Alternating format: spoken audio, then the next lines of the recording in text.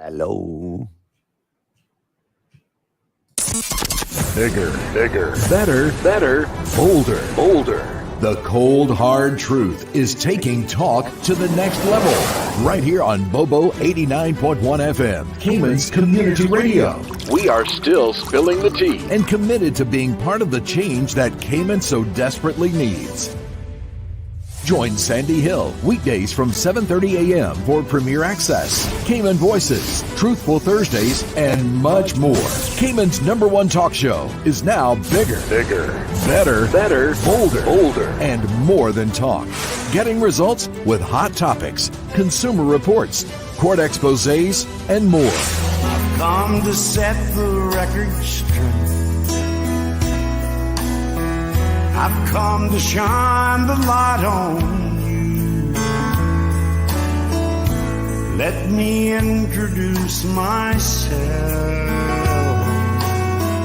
I am the cold, hard truth.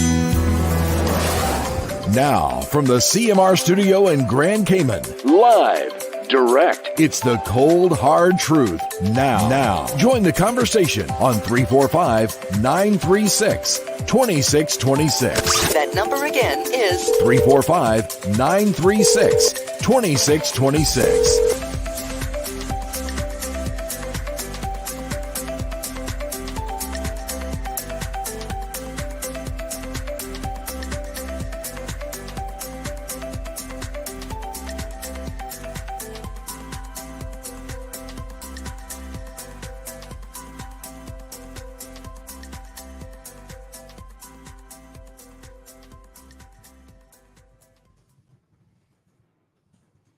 All right, good morning, folks. Got a little bit of a problem today.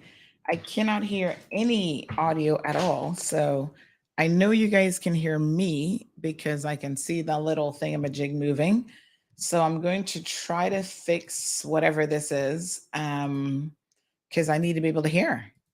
Because that means that, yeah, I need to be able to hear when the governor comes on and when you guys call in. So I'm going to work on it while I'm talking to you all at the same time. I'm going to try to multitask here. But good morning to everyone. Happy Monday. We're going to see what we can figure out here. Yeah. I mean, yes, I suppose we could do that. Be Coolie Bar and Adidas. Wait a minute. Let's see if we can get. I don't Can we know that jump in? anybody else can hear you. You can hear me, guys? Okay, so I'm just going to give you guys the news headlines There we go. this morning on 106. This is your Spilling the Tea with Sandy segment where I apparently can't hear anybody this morning. But anyway, some bit of interesting news. We received a CMR exclusive.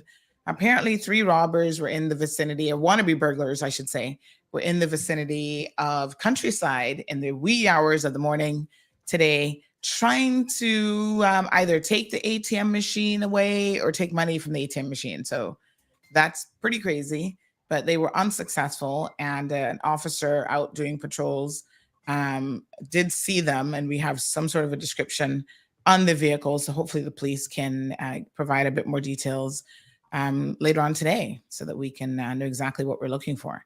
So Those we did ATMs post are that not on our right. social media page. Authorities are watching the sargassum situation yet again. Government has said they're monitoring the sargassum blossom. This is a continual thing that's part of the Great Atlantic Sargassum Belt, which is a patch of seaweed that stretches for more than 5,000 miles and is estimated to weigh more than 10 million tons. Causes a lot of havoc around the region, and of course, Cayman is no exception. Congratulations to Jeremy Scott. He has been appointed the director of WORC, that's the Work Opportunities and Residency Cayman, formerly known really as immigration. They say that after a lengthy recruitment process, Mr. Scott, who was actually acting in the position, has been selected. He has some 26 years of service with the Cayman Islands government and actually started his career at the previous immigration department as an immigration officer. So congratulations to Mr. Jeremy Scott. Well done. And finally, in other news, Jamaican extremist El Fazal, I think that's how it's pronounced, got 18 years in a U.S. prison after he was found guilty. And he's actually the first person to be tried under the New York terror laws, which were passed after September of 2001. Of course, you guys know what happened back in September 11th. So he's a Jamaican-born extremist cleric, Abdullah El Fazal, and he's accused of recruiting support for Islamic State groups. And so, yes, he will spend the next 18 years in U.S. custody in New York City. So, yeah, there you go. So those are your news headlines this morning, guys. Hopefully I can get sorted out with the audio. You guys have a fantastic day. All right. Thank you, Sandy. Appreciate that. Yeah, sorry. I don't know what's going on. Hold on. Let me try to something's amiss. It's so weird because I know for sure I had audio last night because I was listening to stuff on the computer. So, Chuck, I saw you calling me. So he says, I think it has to do with your headset. Your mute is on somewhere on the computer, but everything coming out is fine, but you're listening. Well, the thing is, I've got multiple headsets that I can try, and I've tried them both, and they're not working. All right. So how was your weekend, folks? I'm going to keep trying to fiddle with this to see what I can figure out, if anything. The strange thing is, I do see in the sound area, the little speaker slider, it's like moving. So it's picking up something. Microphone, we know that part of the equation is good. It's really bizarre because everything is muted. Like normally, if it's like one thing that's muted, that's a little bit different. But this has everything muted. I don't know what's going on. I might need to call Marlon on this one. Be like, Marlon, I can't hear anything.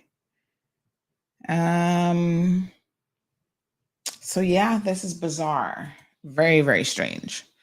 All right, let me call Marlon. He's like my remember that show where you got to call a friend, call a tech person? Let me give Marlon a call, y'all. He might be able to help. I'm not sure. I don't know. I mean, I just don't know what's going on. Let's see. Call a friend. Call a lifeline.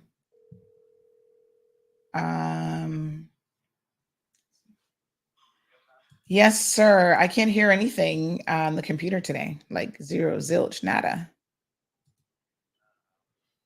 So everybody can hear me. I don't know because I've tried two different speaker or headphone inputs. It's not the speaker, I don't think.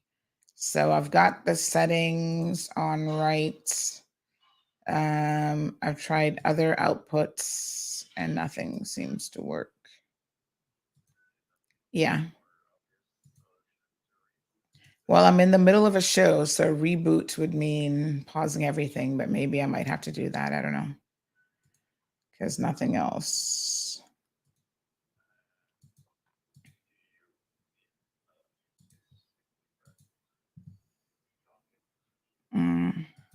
Yes.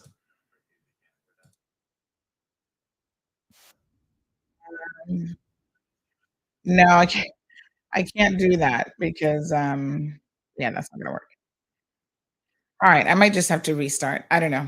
Everybody says they can hear me on YouTube, they can hear me on social, they can hear me on radio, but I can't hear myself. And I got to be able to hear myself because unfortunately, we got the governor coming up. So, yep, Chuck says you got to restart everything.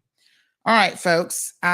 Give me a second here. I think, Chuck, that it's going to if you can just take care of the radio part for me.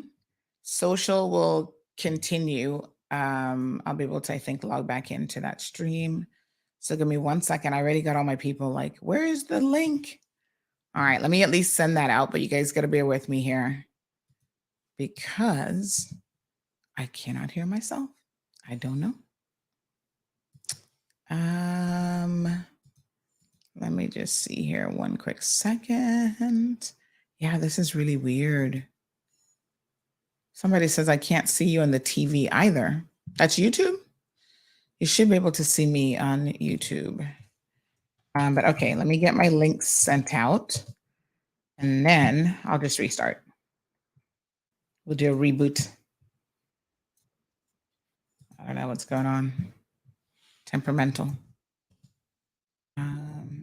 Okay, I will restart the computer.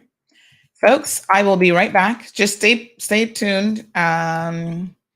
Can I play you guys some music in the meantime? Hold on. I think I can do, but of course the radio people will be lost. But social folks, let me play y'all some music, some musica. And then I think, let me see what music I got ready. I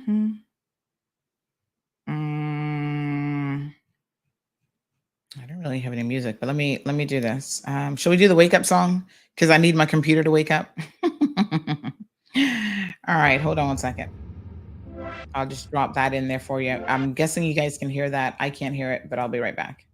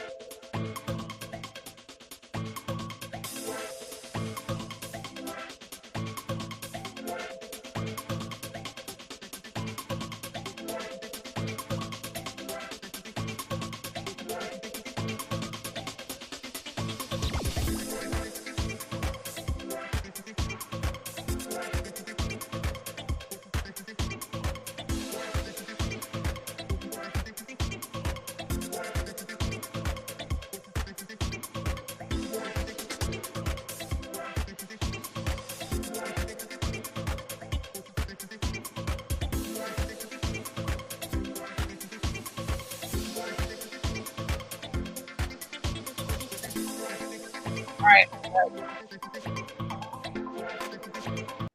I am back. Let me just log back into the radio feed.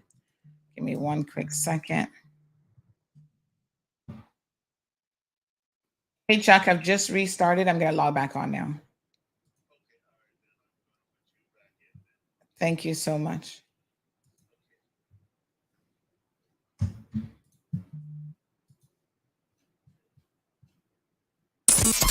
Bigger, better, bolder. The cold, hard truth is taking talk to the next level. Right here on Bobo 89.1 FM, Cayman's community radio. We are still spilling the tea. And committed to being part of the change that Cayman so desperately needs. Join Sandy Hill weekdays from 7:30 a.m. for Premier Access, Cayman Voices, Truthful Thursdays, and much more. Cayman's #1 talk show is now bigger, better, bolder, and more than talk. Getting results with hot topics, consumer reports, court exposés, and more. I've come to set the record straight. I've come to shine the light on you. Let me introduce myself. I am the cold, hard truth. Now, from the CMR studio in Grand Cayman, Live, direct. it's the cold, hard truth. Now, join the conversation on 345-936-2626. That number again is 345-936-2626.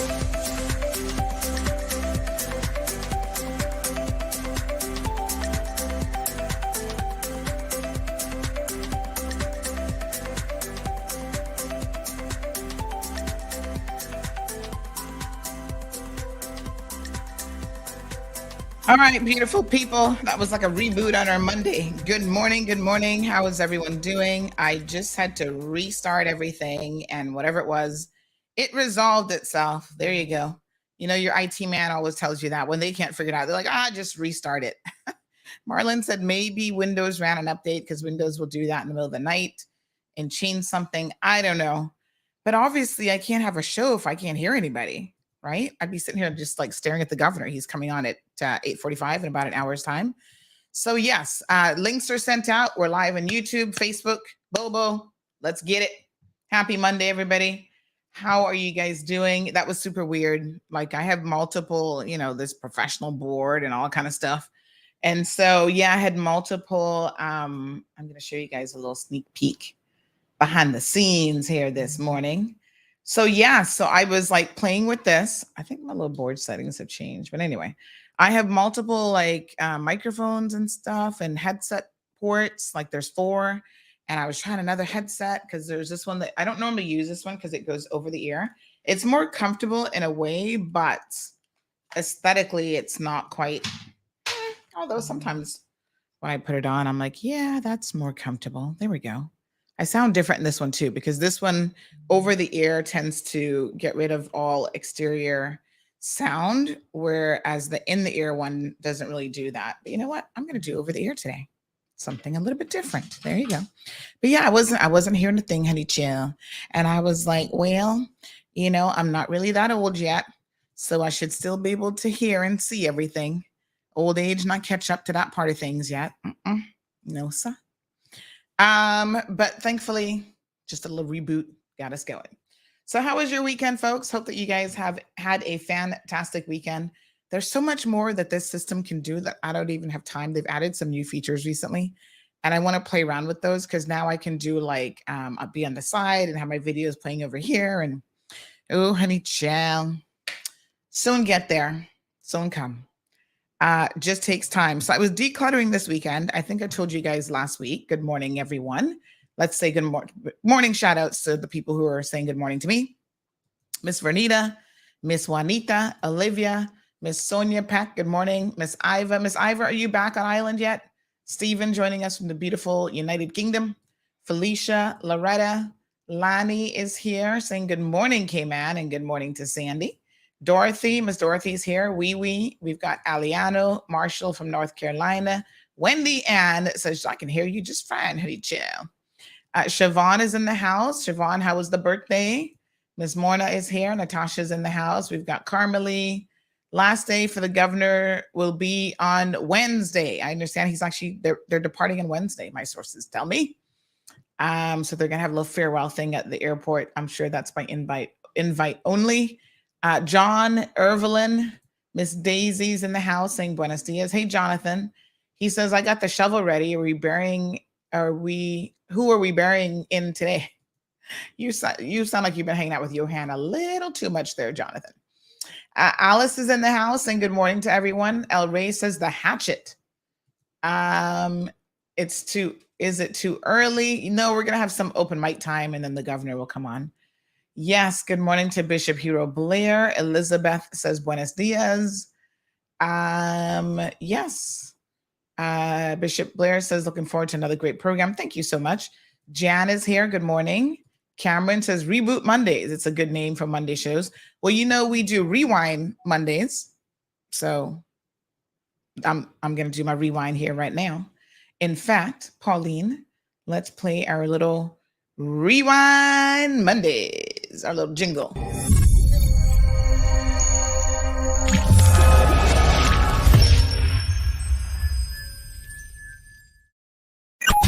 Time for Monday Rewind. The Cold Hard Truth's Monday Rewind show recaps the weekend's news and events so you don't miss a beat. Don't miss out. All the weekend's source, news, gossip, and well, it wouldn't be a weekend recap show without traffic accidents too. Cayman Marl Road is Cayman's #1 news source and has the island's hottest morning talk show. It's the hottest. Make sure you don't miss a beat with Monday Rewind. Rewind. Tune in every Monday from 7:30 a.m. on both YouTube and Facebook.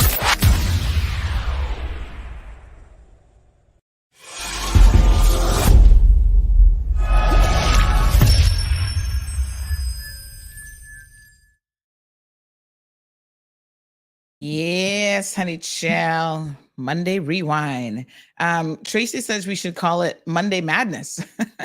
Apparently that can be any day of the week around here, Tracy. That could be a Tuesday. That could be a Wednesday if we call George again. Richard, good morning. He says Celine and him saying good morning to everyone. And Cameron says, Ras, the sound effects. Cameron, you've been missing out a while. We've been playing that for well over a year now. All right. So Mondays are fun. I love me a Monday. Monday is just like a day to okay, let's get the week. Let's get our errands ran. Got so much stuff to do. This is going to be a busy week for me. So I'm in court tomorrow. Can we get hold on. Let's get a little cheer up in here. Woo! Sandy's in court again. This is getting so old. I'm in court again. Oh my gosh. I remember life. I can reminisce. I remember life before the DPP had a bone to pick and before the police had I don't know what to pick with me. But wow, those days were good. I didn't even know what a courthouse looked like before. You can imagine going almost 40 years and you've never been in court. I've only had one traffic ticket, I think, up until that point. One traffic ticket, I think. No, actually, I had one traffic ticket and I lost my license once. That was a bit of a technical snafu, but the court didn't care, honey chow. They were like, snatch. It was actually Ramsey Hale. I'll tell you all this funny story. It was actually Ramsey Hale, who's now the first female Chief Justice of the Cayman Islands.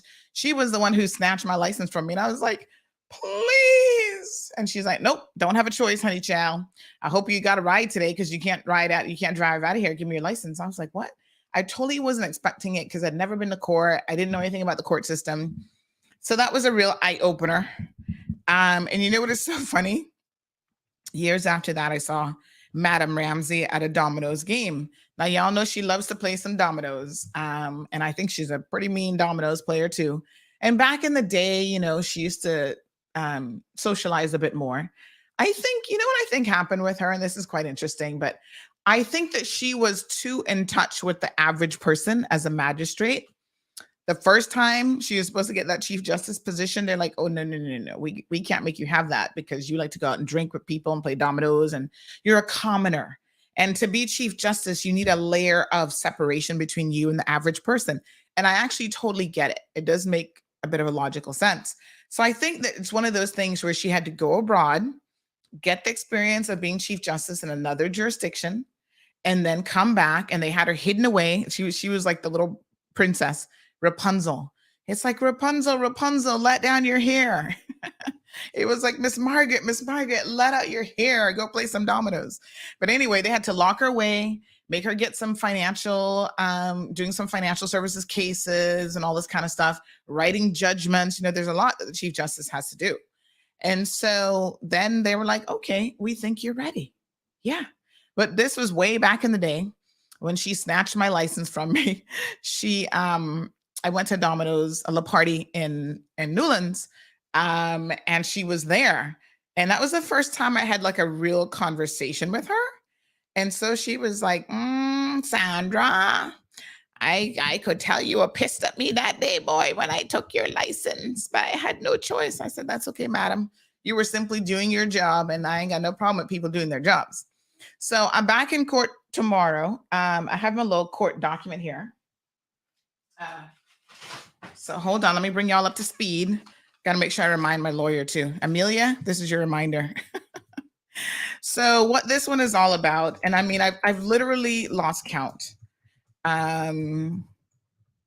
It's really different now that I go to court and I'm minding other people's business. I'm reporting in court. So when I show up for myself, y'all know I got to be the first one to report it. Nobody is going to scoop me being in court before me. You understand? So, so we're in court tomorrow morning. Boy, this one has me, I don't know. I think all of them have really had me baffled in a different kind of way, right? From the dog theft case, I was like, how did I steal this dog? Like literally, I was trying to rescue the dog, but that's when it kicked off with me and the police. And since then, somebody has had a proverbial bee in their bonnet for me. So anyway, this is me. That's what I want y'all to see, because a lot of y'all don't know the court process. This is what the charge sheet looks like. So in my case, this time around, they didn't come to arrest me. Oh, my nails look so horrible. I got to get my nails done. Anybody got nail money? Look, can I just show y'all? Please, donation for Sandy's ratchet looking nails. I need to cut them and I need to get them buffed. And anywho, so this is, in case you've never been charged with anything, this is what it looks like. This is like your little charge sheet. And so it says my name, location, and then it tells you got to come to court at the date and time. So sometimes what they do, this is a little education for y'all this morning. Depending on the nature of the offense, sometimes they come and physically arrest you. I've had that happen. Oh my gosh, so embarrassing. You know, one time they did it, and that's when I sued them and I won that judicial review case. Judge Henderson was like, you guys sent like 8 detectives to arrest this woman. You're acting like she is a murderer, like she is a gang leader, like she's the worst criminal in the Cayman Islands. Like, I know that they've been murderers in this country that they didn't send 8 officers for, but child, they came with a force at me that I was like, ooh, I do believe y'all trying to send me a message, and it's not a good one. And then they did it all wrong, and I sued them and I won. What a mess. They issued the search warrant wrong. Oh, girl. Oh, honey, chill. I was like, what a hot mess. Anywho, this time around, they decided to, they actually came knocking at my door in January to tell me they're coming for me, or they're going to be issuing this. And I was like, all right, you could have picked up the phone. Like, you don't have to come knocking at my door for that. Just call me. Now I know the process. So, you know, I'm going to show up to court. I'm not running anywhere. You don't have to take my passports. I'm good. So we go to court on the 28th, which is tomorrow at 10 o'clock.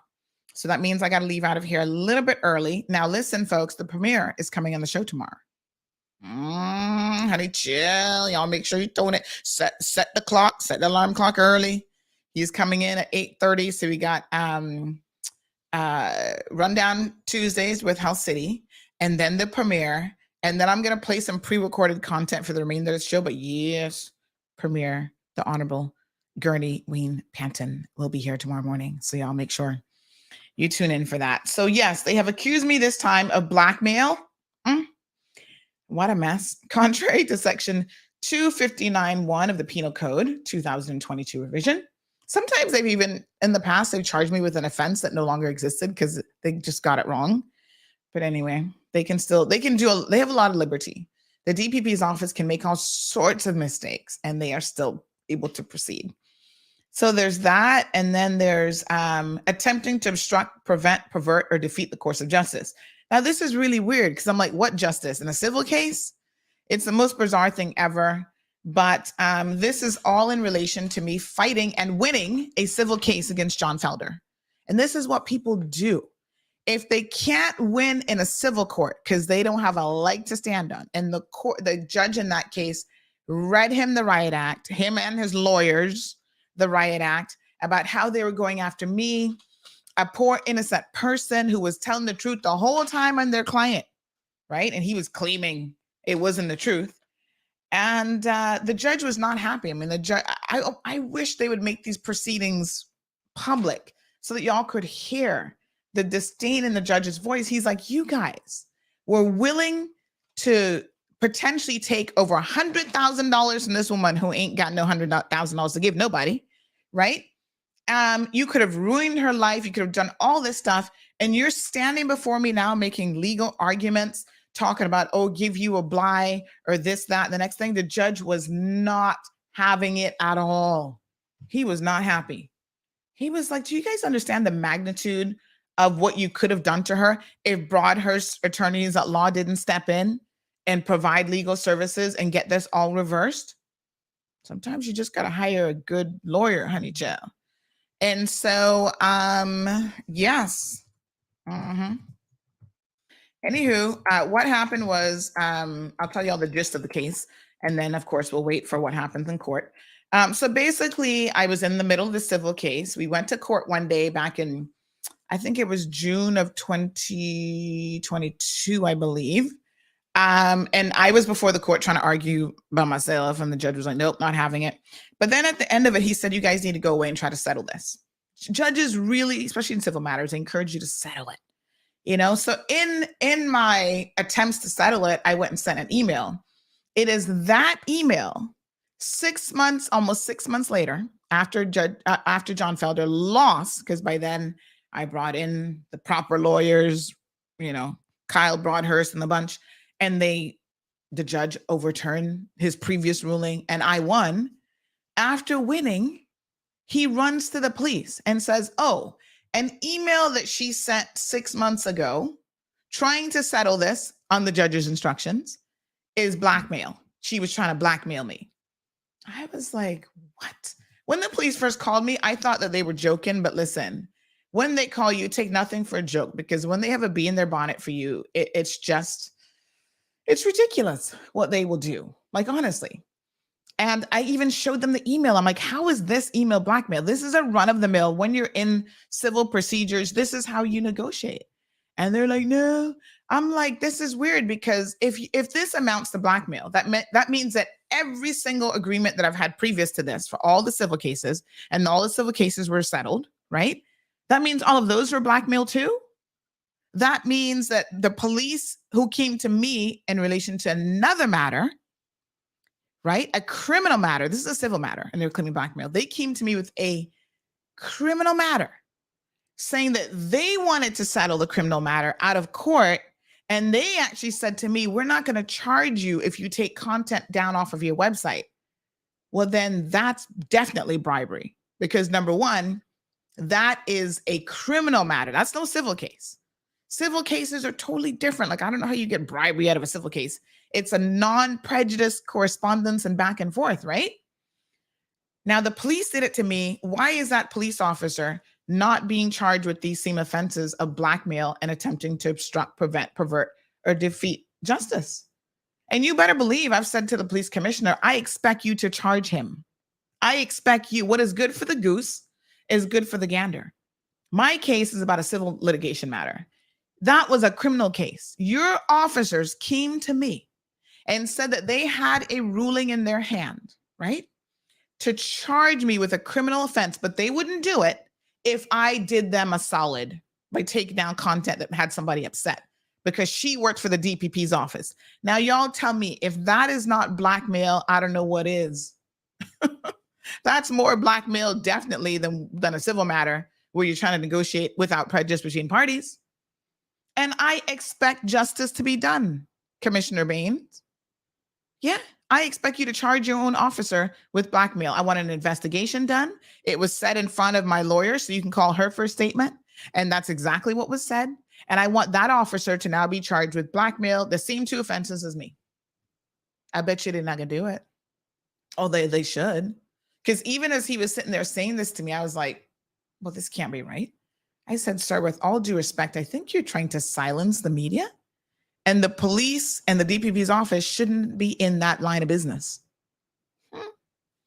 Well, honey child, they never did anything about it. I said, nope, I'm not taking it down. And then they never charged me. You know why?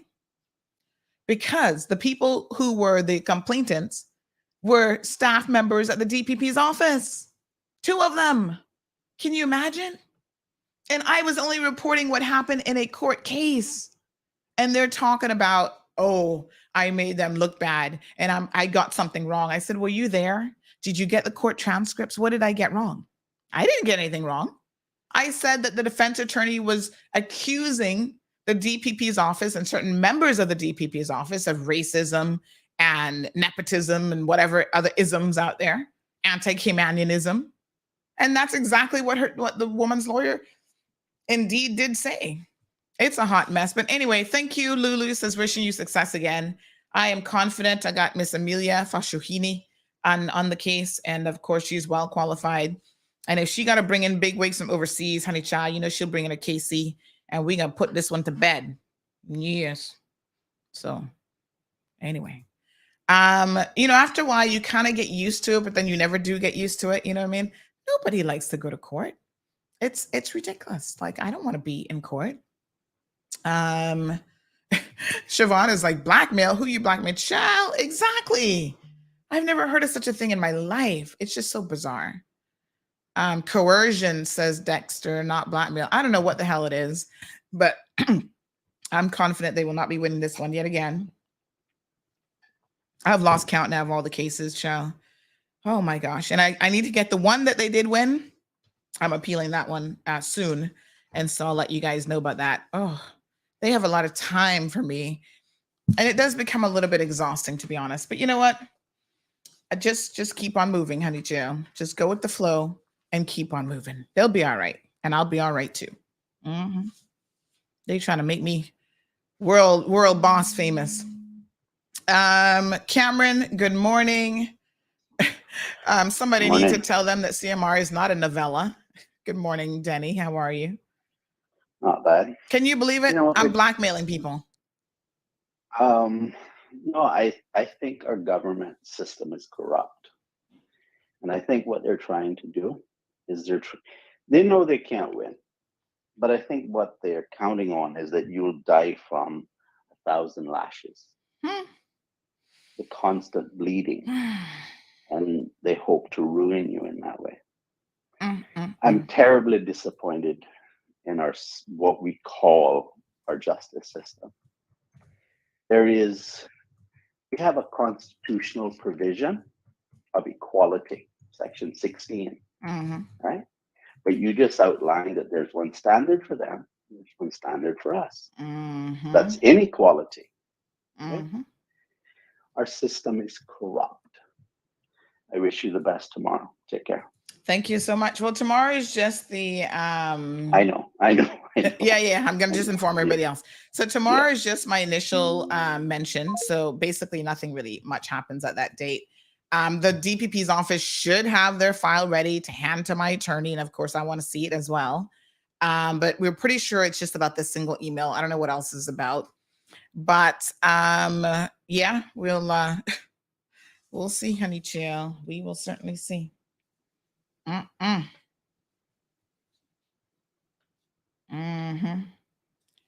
So,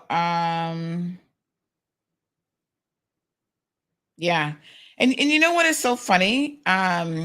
This is what they say, particulars of the offense. Sandra Teresa Hill on the 14th day of August, 2021, within the jurisdiction of the Cayman Islands, attempted to obstruct, prevent, pervert, or defeat the course of justice by one, this is the only thing, writing an email to John Felder with an offer that he should vacate legal proceedings against her in relation to defamation claim in return for CMR not publishing certain documents. First of all, that's not even factually correct. It wasn't sent to him. It was sent to his attorneys, and it was sent without prejudice. You see, these are really important details that, I mean, that's how civil negotiations are like properly done. Now, I'm no lawyer. I have a law degree, but I'm no lawyer, right? It was never sent to him. It was sent to his attorneys, and it was on the advice again of the judge saying, go away and settle this. And yes, I had a series of documents to prove everything I said was true. And of course, he didn't want those documents coming out, you see. This is what this is all about. He's trying to abuse the system by going through the criminal justice system to try to silence me because he believes. Listen to the precedent that was set in the previous case with Matthew Leslie. This is why it's important that I have that case overturned. I fight that matter on appeal. He believes that because in that case, the judge had the power to say, take down content, which is what, if he had won a civil case, he would have accomplished, but he didn't win the civil case.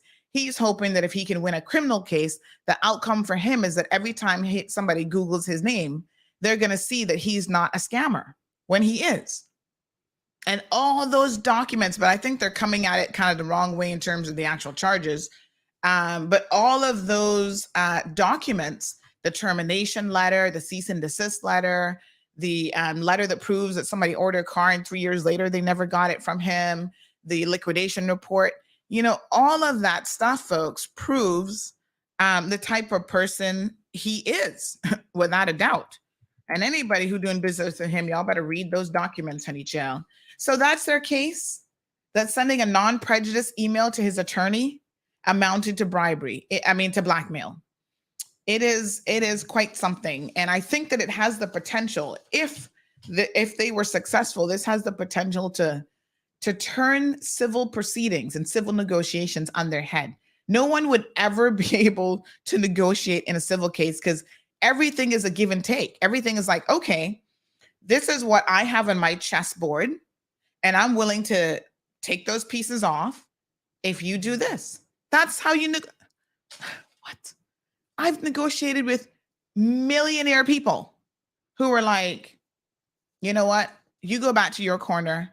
We're going to go back to our corner. But before that, they came with, oh, can you take down this other article? Now, that other article had nothing to do with the original article that offended them. And I say, no, I can't take down that article.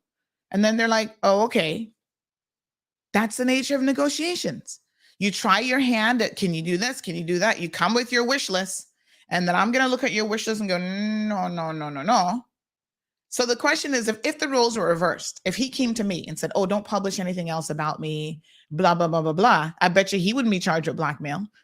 There's a duplicitousness in the law with certain people. And I get it. I get that the DPP's office has an axe to grind. I get that the police have an axe to grind. And so anybody who calls in about a complaint with me, honey child, it is like, as Justice Henderson said, it's like a capital murder case. And they've made it so obvious now to everybody.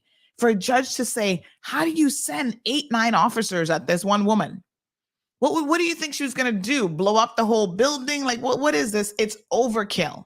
And for even a judge in a previous matter to see that something was overkill says a lot. Because there's a lot that they will see and they won't always make these observations. But that observation was made during those proceedings by Judge Henderson, former Judge Henderson himself.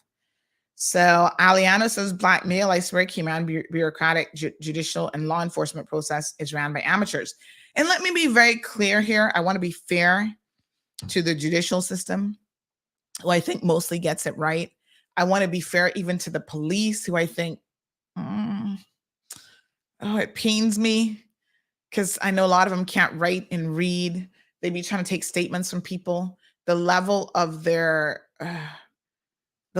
what we're hiring sometimes leaves a lot to be desired. But I think 70% of them trying with what they have, they try to keep the streets safe and they try to, but boy, I don't know. I just don't know. It boggles my mind. But anywho, yeah.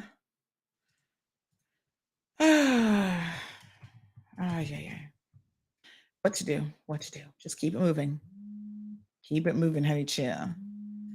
Oh, yes. Good morning, sir. How are you? Good morning, Sandy. First of all, I don't want to miss my words. I want to be polite, but I don't want to miss my words. Mm-hmm.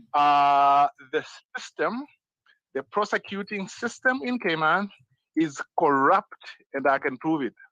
And that's the same word that I have used with the judicial system, certain sections of the judicial system.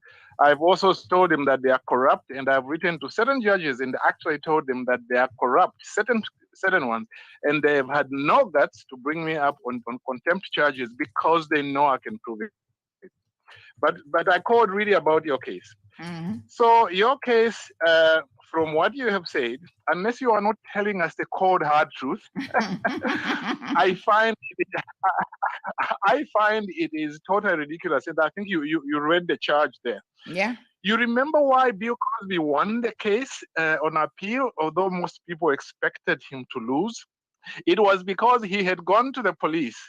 And I mean, they tried to charge him and ABC, and then he admitted certain things on a without prejudice basis, and so he admitted it, and it was sealed. And then when a new prosecutor came in, the new prosecutor said, "Oh, I will use this information, which was given on without prejudice. You induced him to give you this information because you would not prosecute him, and then you prosecuted him." And Bill Cosby won purely on that. They didn't care whether it was true or not, you know. And I find that in your case as well, as much as in your case, it was not like the Cosby case, which was even worse because he had done those things. But in your case, for them, on the technical point purely, on the without prejudice case, that's one case on which you could win it. And then the same also the DPP's office. They are the same people who have refused to charge the people in Doctors Express.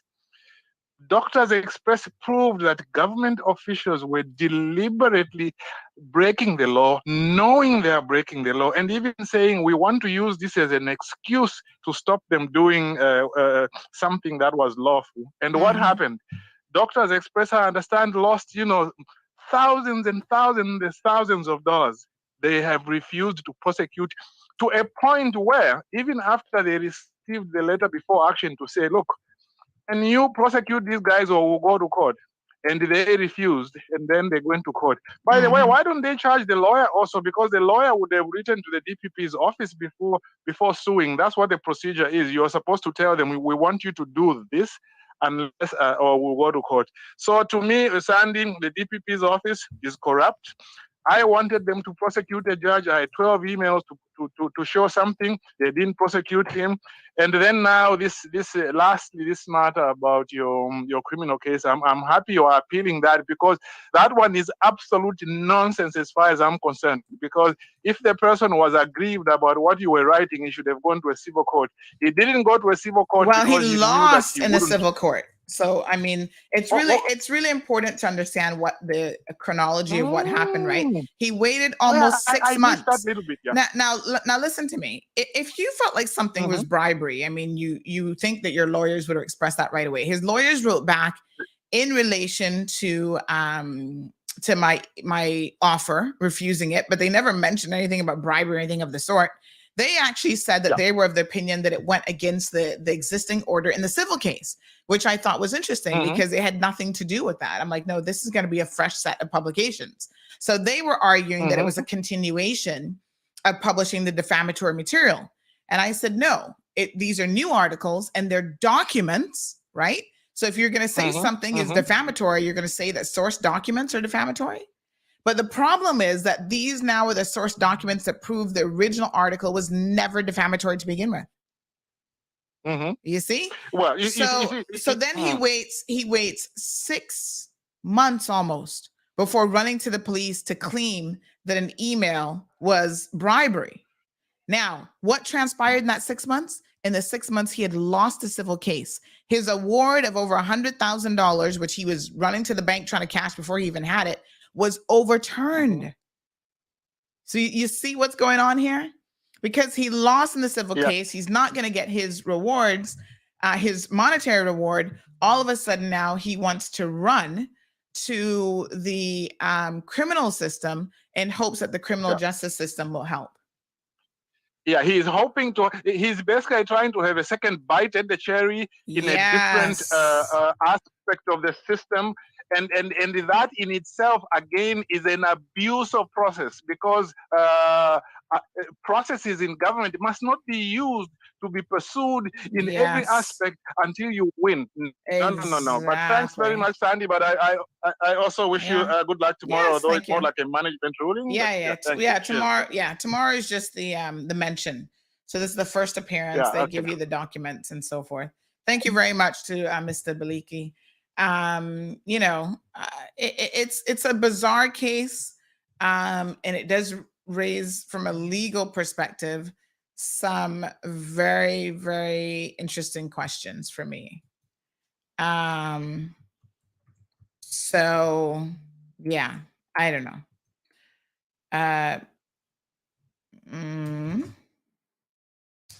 So So yeah, I don't know what to say. I don't know. We gotta just deal with it. Nothing else to do.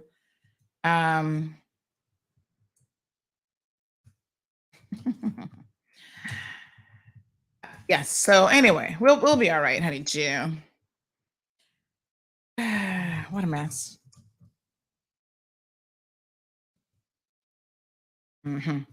All right. So what else was I doing this weekend? So I was decluttering this weekend. And uh-huh.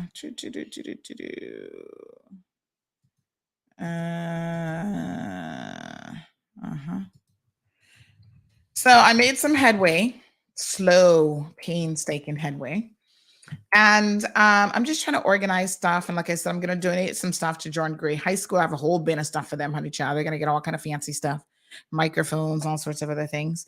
So I'm going to make the donation. And then when I was digging out, I had a few things I wanted to share with you. First of all, I have a friend who gifts me these. I think this is from, I think maybe the Monetary Authority or the, it's either the Monetary Authority or I think this might actually be the museum. Look at this. Isn't this gorgeous? So this is a Cayman Islands, obviously our emblem. And then it has some of the different pins. So these are all Olympic pins. Yeah. So it has the different years. This one's like the Olympic Games, Athens 2004, 2012.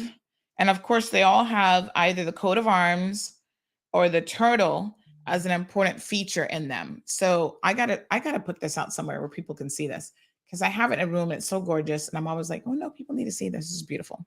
So if you guys are ever looking for like really good gift ideas and people like myself who have a true sense of, love anything that has Cayman in it, go check this stuff out. I believe this is the museum. I could be wrong though, but these are such neat little gifts and stuff. So I came across this as I was decluttering in one of the rooms. And then I gotta share a little trip down memory lane with y'all. I also came across all my degrees, honey chow. I don't even have them up on the wall or anything. I actually need to get some of them framed. So here we go. Of course, I have my law degree properly framed. I don't have my bachelor's framed, which is weird because that was my first one. But I was like, yeah, who cares about bachelor's? So this is the one I'm probably the most proud of. There's Sandy's law degree. Oh my goodness, can you believe it? I graduated in 2000. What year are we in now? 2023. That was a long time ago, but I got to find wall space for this one. Definitely the law degree. And then I actually have the PPC also framed and nothing else is framed. Isn't that bizarre? So the PPC I did in 2011. Now look at this. This is my master's degree. I went to actually Nova Southeastern University. I did my master's there. And my master's was an online program, by the way. Interesting to do it online, I must tell you. But I've never, I've never gotten it framed. So I think the next time I go to Miami, I think I'm going to take this and I might have to leave it with them. I'm not sure. Sometimes they can frame pretty quickly though. So I'm going to have this frame. Like they gave me 2 copies actually. One is in their little poster thing. But yeah, I'm going to have one of those framed. And then this is something else y'all probably don't know about me. But I do have a specialization degree with my master's in human resource development. So I did my master. I graduated back in 2006. And so there's this one as well. So I'm going to see if I can get these kind of put together in a nice frame and then find some wall space, I guess, and put them up. I don't even know where my bachelor's degree is. I think I just have it somewhere in a drawer. I've never framed my bachelor's. What a hot mess. That was 4 of the most challenging years of my life, honey child. I should be framing that all over the place. And then these are some of my community certificates. Big shout out to Rotarac. They did a little recognition of me back in 2021. I did a little presentation, so they did a certificate of appreciation. I thought that was so nice of them. But yeah, so I was digging these out. So I'm going to get them sorted out, get them framed and on the wall or something, somewhere, maybe in the office. That's the most logical place. What else was I digging out, honey child? All sorts of stuff. I've got clothes. I'm going to be donating some clothes. So anybody in need of clothes, link me. Now listen, some of y'all be wearing a XXX and y'all be messaging me about, can I have some of your clothes? Now I know I'm fat. Trust me, I accept the position, but I'm not a triple X fat. Okay. So if you were an extra large and large, then talk to me. Anything beyond that, me can't really help you, star. Mm-mm. The bonky not that big. It big, but it not that big. So I've got a whole basket of clothes that I'm going to go through as well. A lot of them I've never even worn, to be honest. So they're in good condition. And listen, don't be messaging me if you're one of those people who's sitting home all day. If you have a job and you need clothes for work, that's the kind of people that should be messaging me about what's in my closet. Okay? Because you need to be wearing these clothes out somewhere proper, not sitting down home all day or running the streets. Y'all feel what I'm saying? Did I make myself patently clear? Okay. We want people who are motivated to go and work. So Mr. Good Look says, will you be in court tomorrow with Miss Cayman? She's back on, I don't think she's in court tomorrow, but you know what? We can have a look at the cause list. I can tell you. She's back in April sometime for her sentencing. So she's not back tomorrow. Okay. Let me see here. Oh, yes. Cause list. She was summary court. So we got the grand court list for this week, summary court for today. So tomorrow's list isn't out yet, actually. So they'll put that out. They'll release it like later today. I don't know why. So yeah, she wouldn't be on the list. So today we have some Ioane Costa driving without being qualified, causing fear of provocation. What a mess. But I'm pretty sure that she's not back until like almost mid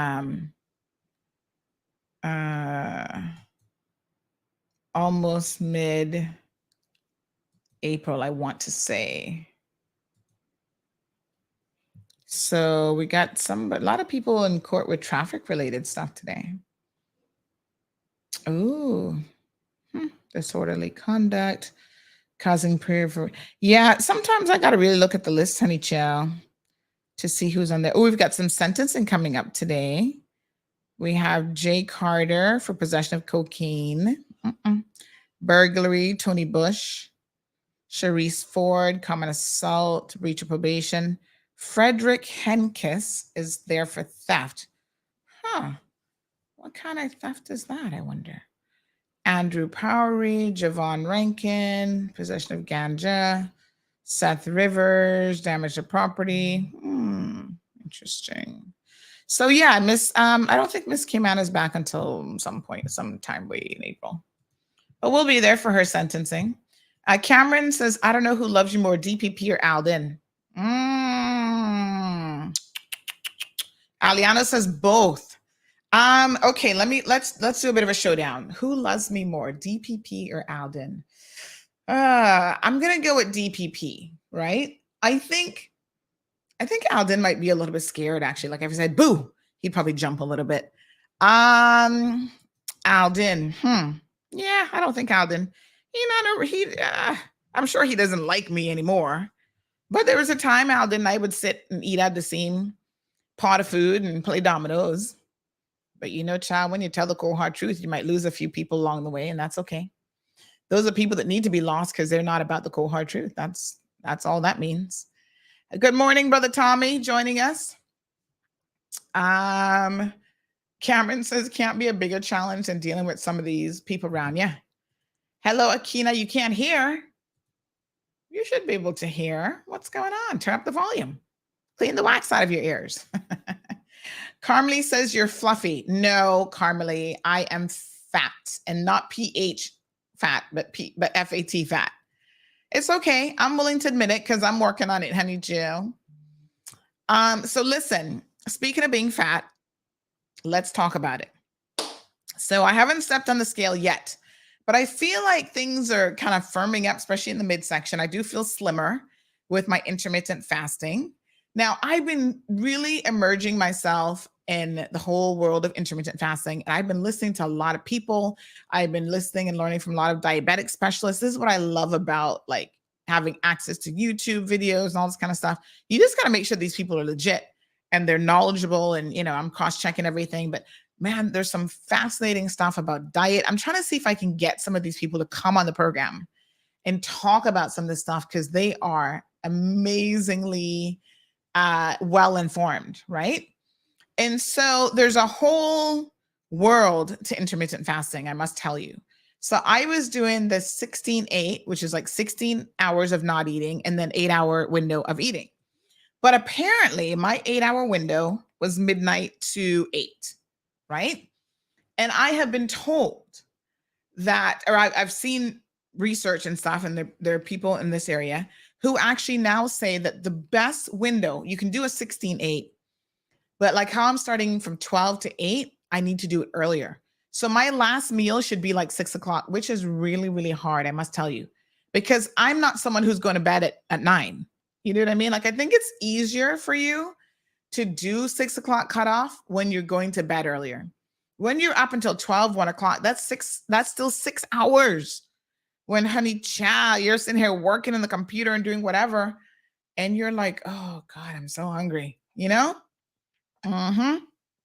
So I need to adjust it, move it forward, which means that I have breakfast. I break my fast in the morning with breakfast, and you got to break your fast with certain types of food. So apparently it matters the type of food that you break your fast with.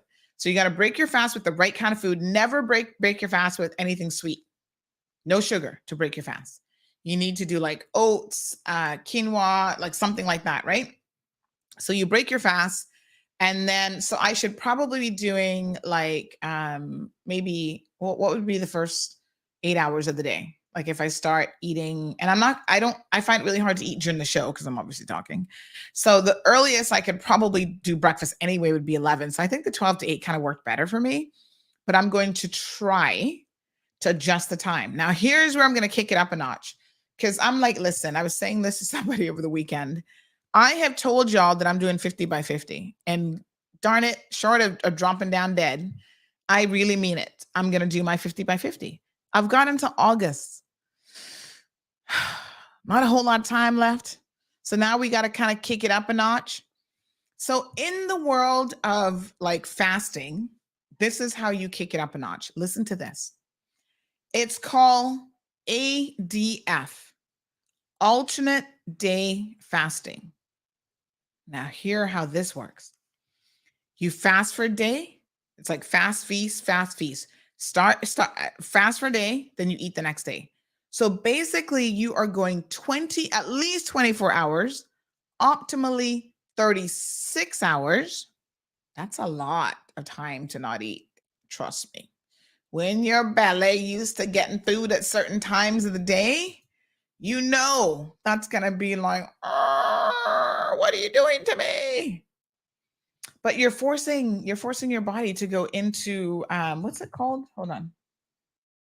There's a whole term for it. Oh my gosh, it's so technical. But anyway, so really and truly now, alternate day fasting is you have your normal diet in a day.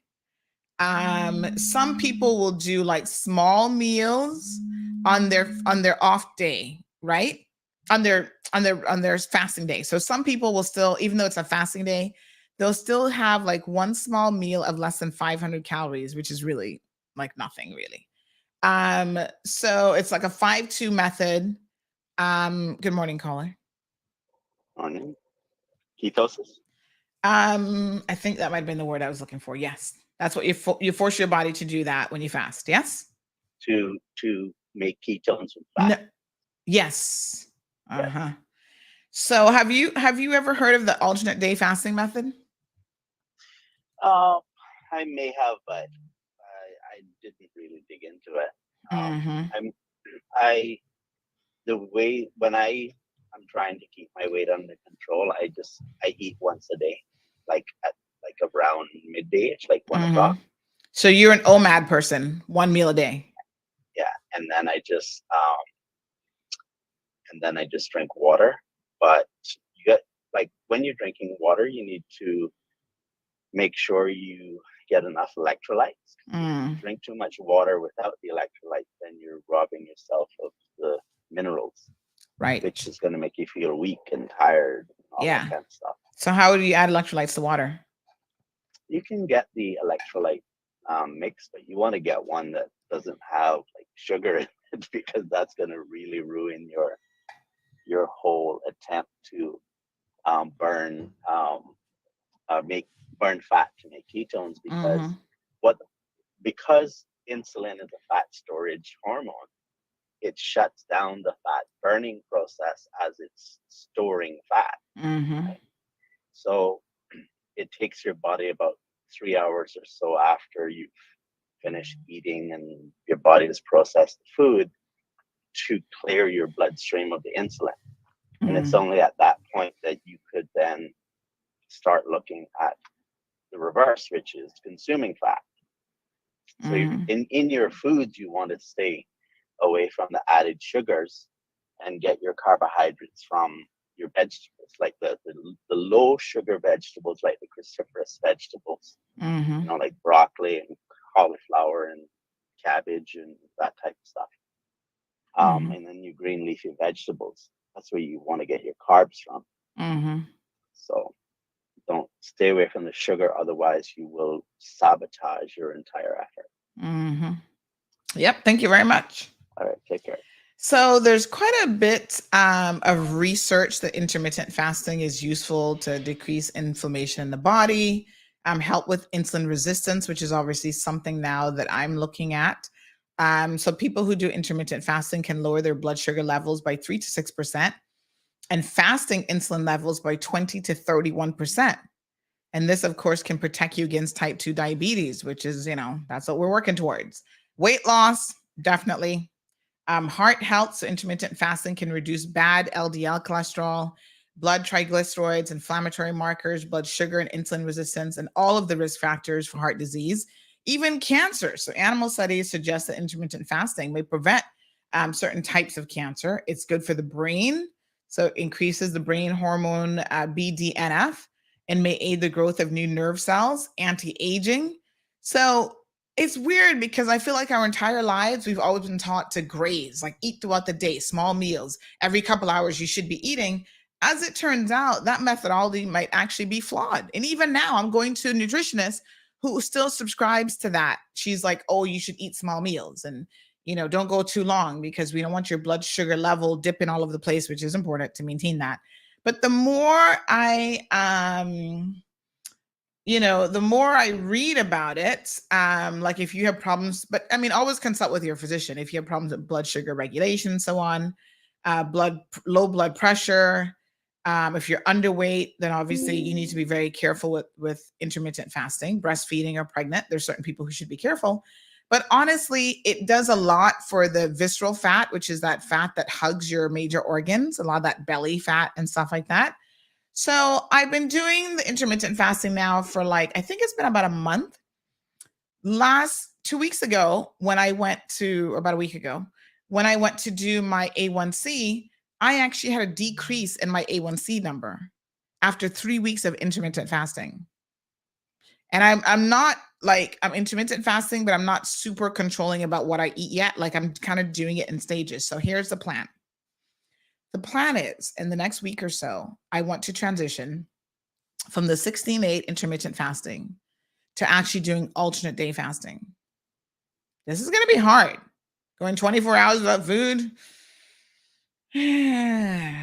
But I want to do it to get to my 50 by 50. And then I'll kind of pull it back a little bit and reintroduce certain things and then just try to do maintenance after that. So anybody with me? Anybody wants to join me for alternate day fasting? So right now I'm going through a whole immersion of educating myself on alternate day fasting, what other people found as pitfalls that they had to look out for when they did it, trying to learn so you don't set yourself up for failure. And then I'm really going to do an effort of trying to go, but I think I might have to do the 500 calories a day, which is just a little something to keep my energy levels high, because sometimes I'm on the go a lot. And of course I'm going to be working out, but I'm going to work out on my non-fasting day. I don't think I'm going to have enough energy to go play pickleball on a day that I'm fasting, because you need fuel, you need energy in order to run up and down a court. So y'all pray for me, because we're gonna see how this goes. I'm gonna tell y'all when I start. Good morning to Buck. He says good morning. Okay, the governor's coming, so I'm gonna save your comment for when he comes on. He'll be here probably another 5 minutes or so. Strong Will says drink tea and eat some crackers. Well, drink the tea, but minus the crackers. No, you don't want the crackers. Leave the crackers and chips and all those things alone. The other thing is, we've all been told that we should be snacking all the time. And, we have to reverse these messages that we get in our head, like snacking. I was listening to one guy, he's really, really good. He's like, why do we even snack? Like, why do we feel it necessary to snack? Because basically you're forcing yourself to get used to constantly eating. So I'm trying to drink more water. Tea is fine. I'm not a coffee drinker, but people say that, they drink coffee on their fasting day. Hello, Dr. Ruthlyn Pomeres. She's in the house. She says this is the advanced level. Yes, alternate day fasting is not going to be easy. But we're going to do it. Right? We're going to do it. Cameron says, all I know is a little fat makes the meat juicy. No, but listen, this fat is not healthy for us. I know Caribbean people love fat people. Y'all are into it. Y'all like the more junk in the trunk, the better. Whew. And all these, I've had total strangers. Oh, now Sandy, don't you lose too much weight? We like to have a little fat. And I'm like, but you're not the person holding on to me. So why you care if I got fat or not? But that's Caribbean people for you, honey chill. They're all about the fatter, the better for some of them. Good morning to Miss Debbie. YouTuber 345 says, Sandy, in relation to the intermittent fasting, what is that called? Psyllium husk will help with cessation, being satiated. After your last meal at 6, 2 hours later, take 2 tablespoons and 10 ounces of room temperature water. So that's like a husk. Is it like a fiber husk? I was reading something yesterday, or listening to a guy yesterday, and he was talking about this woman said, can I eat like a bad meal and then take a fiber supplement, and does that offset the bad meal? And he kind of chuckled and he said, listen, there's no way to like take any supplement and offset a bad meal. There are certain foods that you can pair together that will help offset certain elements of the other aspects of the meal. But he's like, supplements by and large are a complete waste of time. The supplement business is a multi-billion-dollar business, and most of the supplements do nothing for you. You're just washing your money down the toilet, because you're going to just poop supplements out and they don't really do anything for you. So he said, the way to get fiber is through the foods that you eat, not a fiber supplement, not a Metamucil or whatever. Eat your fiber. Mm-hmm. And you know what else this weekend? For those of us who are like trying to watch your blood sugar levels and stuff, there's certain things that we think we can't have. So, we can't eat fruits. We can't have a smoothie. And he said something so amazing about smoothies. And I was like, oh my God, I'd never thought about that before. If you're going to have a smoothie, there's a little tip for you. And you're diabetic, or you're watching your insulin levels or your A1C levels, it doesn't mean that you can't have a smoothie. But what you want to do with a smoothie is 2 things. Number 1, don't drink your smoothie. Don't put a straw in it and don't drink it. Because when you drink it in 5-10 minutes. It goes through really, really fast. He said that what you actually want to do with your smoothie is eat it with a spoon. Now, doesn't that sound weird? But it's going to slow down the process of you taking in the smoothie. Mm-hmm. And I was like, what? Eat a smoothie? All this stuff will kind of make you rethink a lot of what you know. But I'm going to check that out. Thank you to YouTuber 345. I appreciate it. Good morning to Jesus. Miss Charlene says, okay, the governor's here. So we'll read that message to you since that's for him. Siobhan, let's just wrap up a few of the comments. So she says, I'm just here keeping busy, but listening to you in the background. Thank you so much. Cameron says, just thinking about fasting makes me hungry. Talking about it. Morning, Denny. Morning. I used to do smoothies, but the reason I don't anymore is for the same reason why he's telling you to use the spoon. Yeah. Because you want to reduce the rate at which the sugar enters your bloodstream. Right. Well, that's the purpose of the fiber in the vegetables. Yes. So if you just eat your vegetables, you get that same effect. More precisely, God's intended way for you to consume the food. Yeah, but he's saying that you don't have to deny yourself a smoothie. And a lot of people do smoothies as a meal replacement, which might not be a bad idea. And of course, you can also put fiber in smoothies. You can do peanut butter. There's a lot of different things. You can put vegetable smoothies. So there's a lot that you can do with a smoothie as well. I shy away from the highly processed fiber stuff. Yes. I just stick to the vegetables. That's the best way to get your fiber. Yeah. Yep. Yeah, for sure. So stay away from as many processed foods as you can. And we're going to talk about some of that in the coming weeks as we go through this transition. But Melissa is asking, do you have to detox first in order to do the alternate day fasting? No, you just have to be ready. I think most of it is mental. Some of it is physical. You just got to really be ready for it, because it's not easy to go a full 24 hours without food. Janelle says that she's been intermittent fasting for 2 years now and she's lost a lot of weight. It definitely works. So YouTuber says that that's a fiber that doesn't affect your blood sugar and you won't get thrown out of your fasting state. Take the powder. All right, I'm gonna check it out. All right, folks. Cameron says slow it down even more with chopsticks. Trying to eat a smoothie with chopsticks might actually literally be impossible, but that is pretty funny. All right, folks, we are tickled pink to have Governor Martin Roper joining us for the last time. Aw, it's a little bittersweet. Thank you. Good morning, Governor Roper. How are you?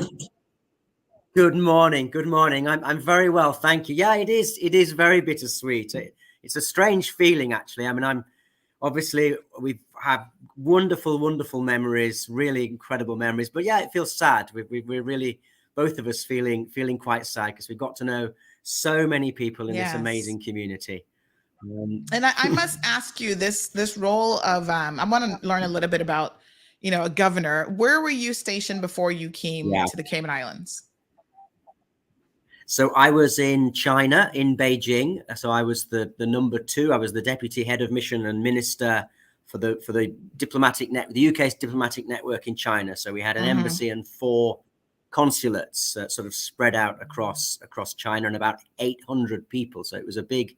It's probably the biggest, or certainly on a par with the US in terms of the size of the network. So that was my last. And I came straight from there to here with about 6 weeks in between. So wow, yeah, and it must be interesting then for you to, like you said, you're going to miss a lot of people. You get to meet people in the community, so it's bittersweet, no doubt.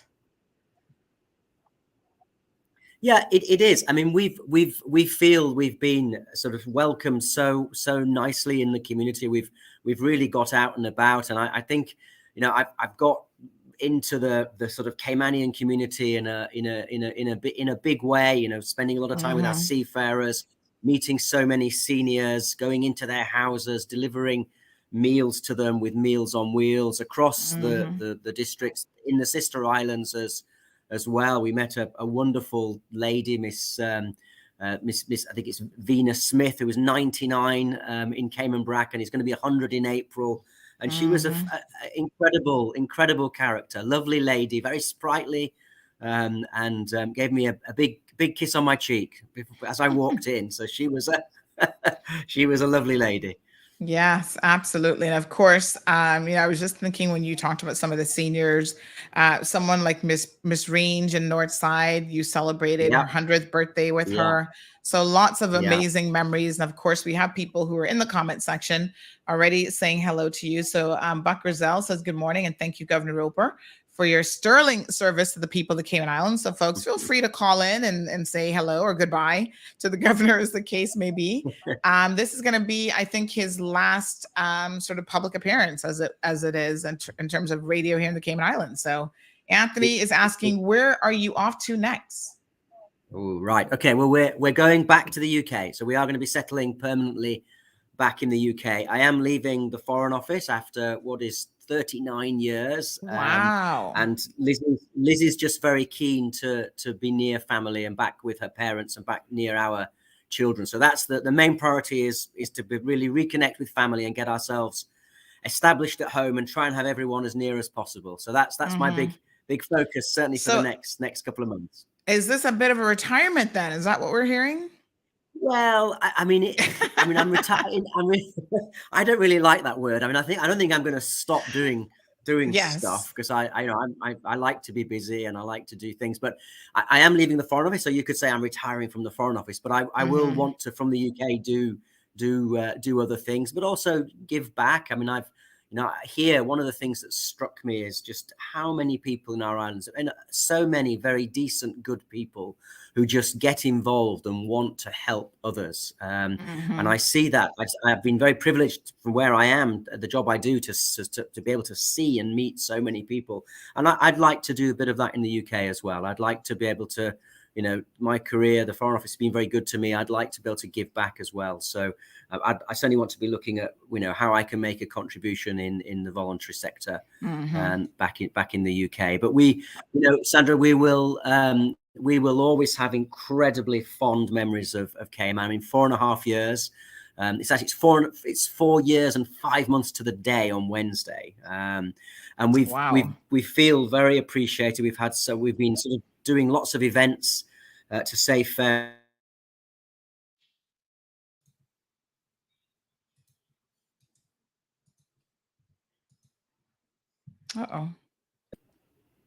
And did you lose me slightly? Yeah, just slightly, but that's okay. You said that you were. Okay. Am I back? Yes, you're back.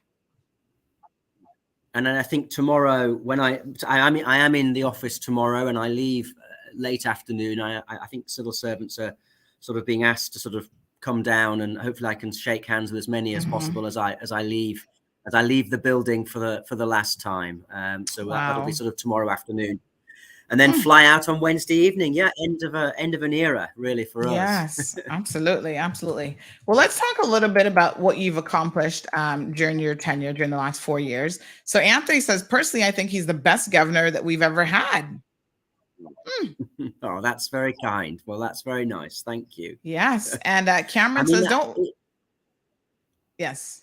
Don't worry, Governor Roper going to be in the garden. Still tuned into CMR. You can listen to it is the one to tune into, because your followers, or your numbers are incredibly impressive. Yes, thank you so much. So everybody has different opinions about governors, but I think that you, a lot of people, quite frankly, from what I've been able to ascertain, really quite liked you. And I want to talk about, because you were here during a very challenging time. I mean, the last 3 years has not been easy on the entire world, quite frankly. Yeah. And we have seen countries much larger, jurisdictions much larger than Cayman, have a much more difficult time. We've seen similar jurisdictions not fare as well in terms of COVID. Yeah. So let's reflect on, sort of your tenure during something like COVID. I'm sure you never saw it coming. You never imagined that would ever happen. What was that like, just trying to navigate shutting down this country, and then the reopening process? In the middle of that, we had an election. Yeah. There was just so much that's been going on. Securing the vaccines for us. Yeah. I mean, it has just been so incredibly eventful. And as you say, nobody could foresee a pandemic. And I think at the very beginning with the former government, the then premier, I mean, it was clear that everybody was agreed we should absolutely prioritize the health of everyone on these islands. I think once you started from that premise, the other policy outcomes sort of followed. So we did take that tough action to sort of shut down. And I, in some ways it was easier for me and members of the government because we just came into work every day doing all those press conferences. It's actually harder for the community who were out there feeling, I think, a lot of anxiety, feeling, quite stressed. And there was a huge amount of uncertainty at the very beginning, because none of us really knew where it was going. So I just tried to be with the then premier and the health minister and others. I mean, I just tried to be positive and to try and find the positives and give as much reassurance as possible. I'm sort of really, I think it did underline just how valuable the UK link can be at times like that, because, we got those vaccines in. I think we were the first overseas territory to actually get them. I don't often go to the airport to meet a box, but I went to the airport to meet a box of vaccines with the then premier, and that saved. I think it's fair to say that getting those vaccines in when we did saved hundreds of lives, because we managed to keep COVID out. And then when the bubble burst, and it did burst, and that created a lot of anxiety, I think we had 85% of people vaccinated, and that protected us. It really protected us. And I know there were other countries in the region that didn't get the vaccines quite to the same at the same speed, and also there's a lot more vaccine hesitancy in some of the countries. So I think our public messaging, for the majority of people was very good, was very clear, and it did give people reassurance and confidence that you could take the vaccine, which was very new and hadn't been used before. So I just pay tribute to, it was a team effort. It isn't ever one person. It was a real easy before the council. Yeah. Oh, we do have a caller on the line. I can hear him talking. Caller, good morning and welcome to the program. Good morning again, Sandy. Good morning to Governor Roper. Good morning. I just want to be. Good morning. I'll be very brief, because I know that this is a valedictory sort of interview. So I won't take too long. But still, Governor, you are very much aware that even as you are about to leave, the job never ends. And I just wanted to address very briefly a matter that you addressed on another show. And this was the issue relating to relating to the leaving of Governor Saunders. A lot of people have wanted to know as to what the royal prerogative. Minister Saunders. Yes, he's. Oh, did I say Minister? What did I say? Governor. You said Governor Saunders. Oh! Please take it from me. I didn't mean it in any way. It was a just a terrible mistake. Yes. Okay. People have been wanting to say to find out how the royal prerogative works, because some people have been of the view that the royal prerogative allows the governor to override any written law. And legally speaking, as you know, Governor, that's not correct. And in relation to this matter, so that the royal prerogative only operates where there is no written law. If there is a written law, then Her Majesty's government has to obey the written law. If it's unhappy, it has to change it. And this comment is in relation to Section 81 of the Constitution. As you are aware, when you read that section with Section 55, your special areas of responsibility are defense, external affairs, internal security, and appointments. So what it means is that in those particular areas, you can override the Legislative Assembly. Now, it so happens, Governor, that the gambling bill over which there was a dispute does not fall within those areas of responsibility. And so it seems to me that if indeed there was a threat to say, pass this bill, or I will use Section 81, you did exceed your powers. You would have been perfectly in order if the bill had related to one of those four bills. I just thought that I should clarify that. Yeah, let me say something. Can I answer that? Can I answer that briefly? Absolutely.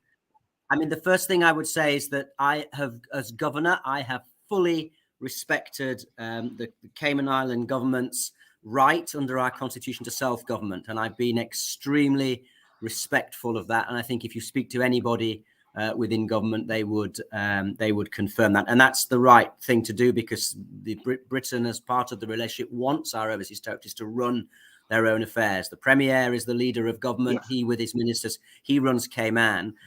But there are specific areas where I do have responsibility, which includes things like international relations, which also includes international obligations, which is why the civil partnership is an area for the UK and governor, because it had to do with international obligations. Illegal gambling, and I'm very happy to talk about that because I'm very concerned about it. And my role on that has been simply to pass on the concerns of the law enforcement agencies who feel our current framework is pretty, frankly, it's pretty useless, doesn't do the job, and it needs updating. And I have promoted and pushed their views that they would recommend the elected government introduces new legislation to have some tougher measures in place to deal with that. We've had a murder related to illegal gambling. We know there have been armed robberies, people using guns to steal the proceeds of illegal gambling, and it feeds into a whole range of other areas of crime. Now, that is squarely in the governor's responsibility for law and order. You'd be hard pushed to argue that it isn't. So I think I have every right to raise those issues in cabinet. But it is for the elected government. It is for the elected government to bring forward the legislation. Yeah, I'll sign off in a moment. So because I don't want to keep you too long, but I have to respond to that very quickly. You see, from the reports that we had, there was an attempt to tell the Legislative Assembly to say, pass this bill, pass this bill. In my view, that would amount to interfering with the internal processes of the Legislative Assembly. If you were merely passing for the concerns, I understand that, but the impression we got, it was more than passing the concerns. It was more like pass it, because, and that is what led to this heat in the whole matter and so on. But I just thought that the link is clear. I mean, obviously, I respect your right to put your view across, but you weren't there at those meetings, so you can't really say that. I was going to say that a certain narrative. I won't buy that, Governor. At least I will take the reports to have indicated that in fact you were trying to force the issue. You see, this idea of saying you were not there, that is the way government always says. Well, you can't say that because you were not there. Sorry, I won't buy that, Governor, but I thank you for your time. That's my opinion. You extended your powers. I mean, here's the problem with this. I think I said this last week, that a certain narrative has been put out by Chris Saunders by leaking those emails. And I made it very, very clear, just because you say something in an email doesn't mean that that's actually what happened. So even he had opinions about, oh, you're racist, you're this, you're that. That doesn't mean just because you put it in writing, you said it, that it's actually true. So I think obviously the last caller has made a decision to believe the Compass article and all the contents of it, which are very, very one-sided. I have spoken to other people who actually were there and who've said that that's not what happened at all. A certain narrative is Mr. Saunders has interest in creating a certain narrative. So I think you give someone the benefit of the doubt, definitely if you were not there, and especially when other people are also saying that's not what occurred. But what did occur for sure was a lack of respect from Mr. Saunders. We've got two callers on hold. The person ending in 5369, go ahead. Hi, good morning. Good morning, Sandra. Good morning, Governor Roper. Good morning. I just wanted to call in, sir, and I just wanted to say that you've definitely been one of our best governors that we've had, if not the best. Thank you. I'm really sorry to see you go.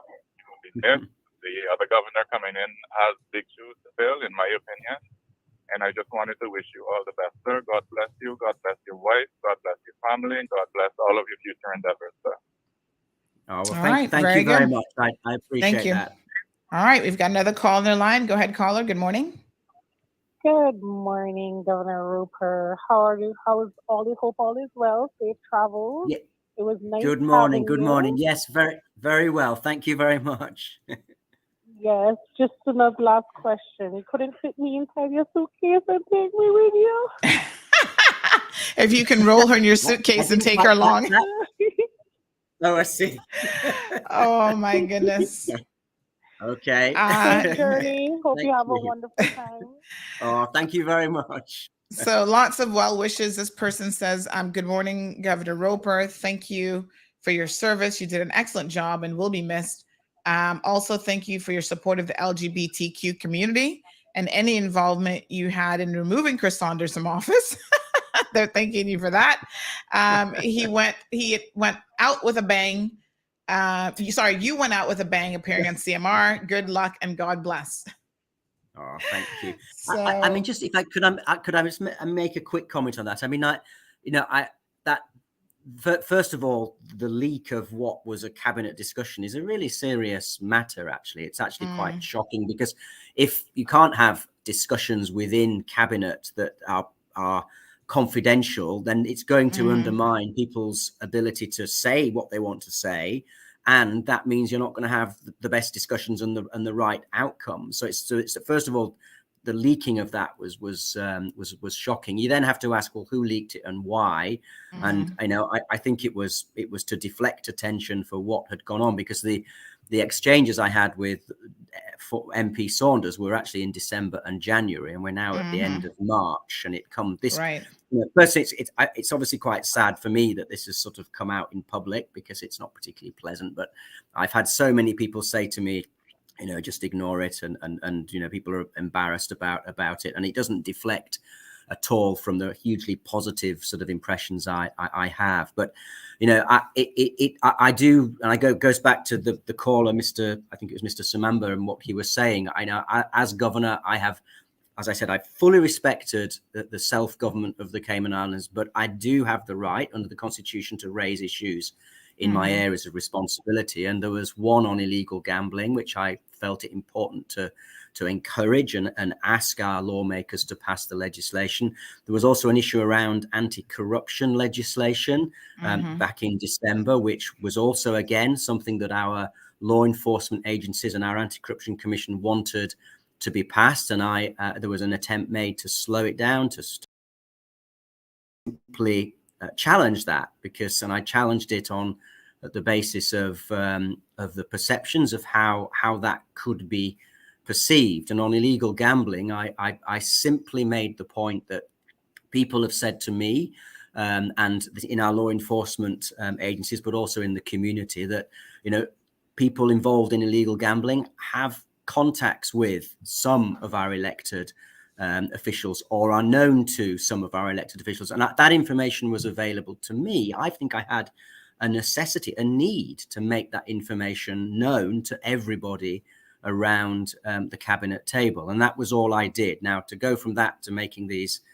quite ludicrous allegations, I think is pretty far-fetched, and I think most people could see that. And I was very careful in how I chose my language. I didn't accuse anybody of anything. I said there is a perception, and a perception has been put to me about the following, and I want you all to be aware of that. And I just want to underline that. I'm not going to say anything about the events of last week. That is, I think the Premier will want to sort of address that, but it really had nothing to do with what the sort of exchanges between me and MP Saunders. There are a whole set of additional issues, but that's not for me to say. It was because it's the Premier who appoints the ministers, and if I have concerns about anything under the Constitutional, it's clear I don't have the power to remove a minister. It's the Premier under our Constitution. I can raise issues, raise concerns, but the Premier appoints them, and the Premier can remove them, and that's his responsibility under the Constitution. So all this, I have a view, and I can give my view in confidence, but ultimately the decision is for our elected leaders. Thank you very much for that. So hopefully that adds some degree of clarity. So we've got other comments. And again, folks, if you wish to call in, 936-2626. So Ms. Donna says, thank you, Mr. Roper, for your service. May the Lord bless you on your next venture. Dacia is here saying, good morning, Sandra. Thank you, Governor Roper, for your service to us, the people of the Cayman Islands. God bless you and your family. Safe travels. So, of course, not to dismiss a comment that we received earlier, the LGBTQ community has had some forward movement under your tenure, if you will. Tell us a little bit about, what are your feelings in relation to that, having to really force the government's hand because the government of that day was not able or willing to, to pass any legislation. Yeah, and I think I know that the use of Section 81 at the time was hugely controversial, and it should be incredibly rare. It ought never to be necessary, because we believe in the concept of self-government, and we would hope that the government of the day takes the right decisions. Now, we did have a court judgment from our appeal court saying if the Cayman government didn't pass legislation allowing a legal framework for same-sex couples, then the UK, and I think the language was pretty clear and direct, the UK must. I think it wasn't really any any sort of doubt about that. So, you know, at the time, I was very aware of just how sensitive a matter this was, and just how polarized views are in our community. And there were a number of people saying, well, you should go further and introduce same-sex marriage. But we didn't go down that route because the Court of Appeal hadn't asked us to do that. And I recognized the sensitive issue. So I think we've sort of ended up in a sort of a compromise position in a way, which I don't think has changed the lives of the vast majority of people in our community. But what we have done is provide a legal framework for hundreds of people, same-sex couples, but also many heterosexual couples who live together but haven't got married and wanted to legalize and regularize their affairs around wealth, around housing. So I think it was something that had to be done. And we have provided rights to people in our community that weren't there before. So I hope it's just helped the jurisdiction to advance in that area. And I did attend the first Pride March as well, and again I think that was a positive step forward for the community, that some people felt able to come out and show their support for equality and LGBT rights. So hopefully all of that has advanced us as a jurisdiction. So Tracy says that you will be missed. Thank you for your service. You have left big shoes to fill. In your case, running shoes. Paying some homage to your running. Somebody else was asking about, they said that you must continue to practice the steel pan. Will you be taking one with you?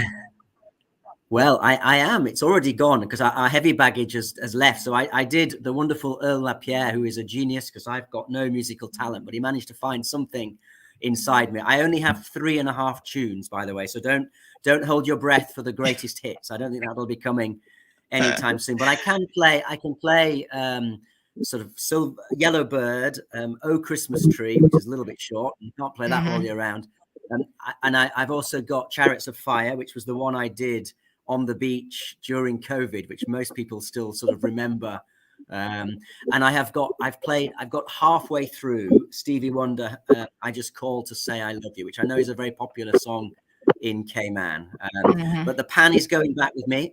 It will have center stage in our home in the UK, and I will try and have a practice from time to time, but I'm not sure I'm going to be learning many more tunes, but we'll see.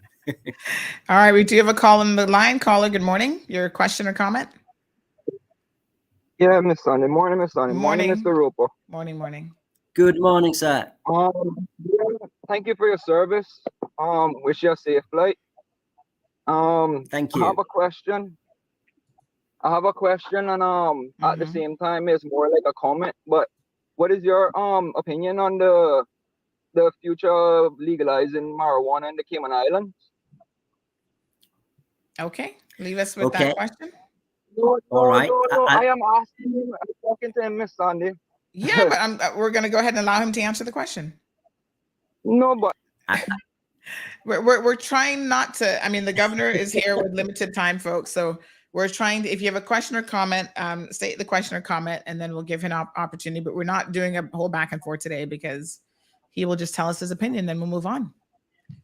I mean, my response to that is it's entirely a matter for the Cayman Islands government and the people of the Cayman Islands. There are international conventions on drugs, and I think from a UK perspective, they would want any overseas territory to remain consistent with that. But if you are simply decriminalizing the use of small amounts of marijuana, that is fully in line with the UN conventions. So that from a UK perspective wouldn't be an issue. And we've already indicated to the government that if that is the direction it takes, if there is a referendum, then that would be fine from a UK perspective. Going further and legalizing marijuana would be a very different issue, and that would run into challenges internationally in terms of those conventions. But this is entirely a matter for the Cayman Islands government, but obviously needing to bear in mind those international angles as well. Michelle says, thank you, Governor Roper, Governor of the Cayman Islands. He will be missed. We wish you and your wife the best. Enjoy your time reuniting with your family. Jonathan trying to get into details of what would be considered a small amount. Again, I'm sure that's a matter for the elected officials. Yeah, exactly.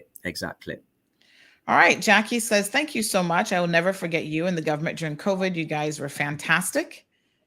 We've got CE Bank says, good morning, Sandra, Governor Roper and Cayman. Thank you for your service, sir. Safe travels to you and your wife.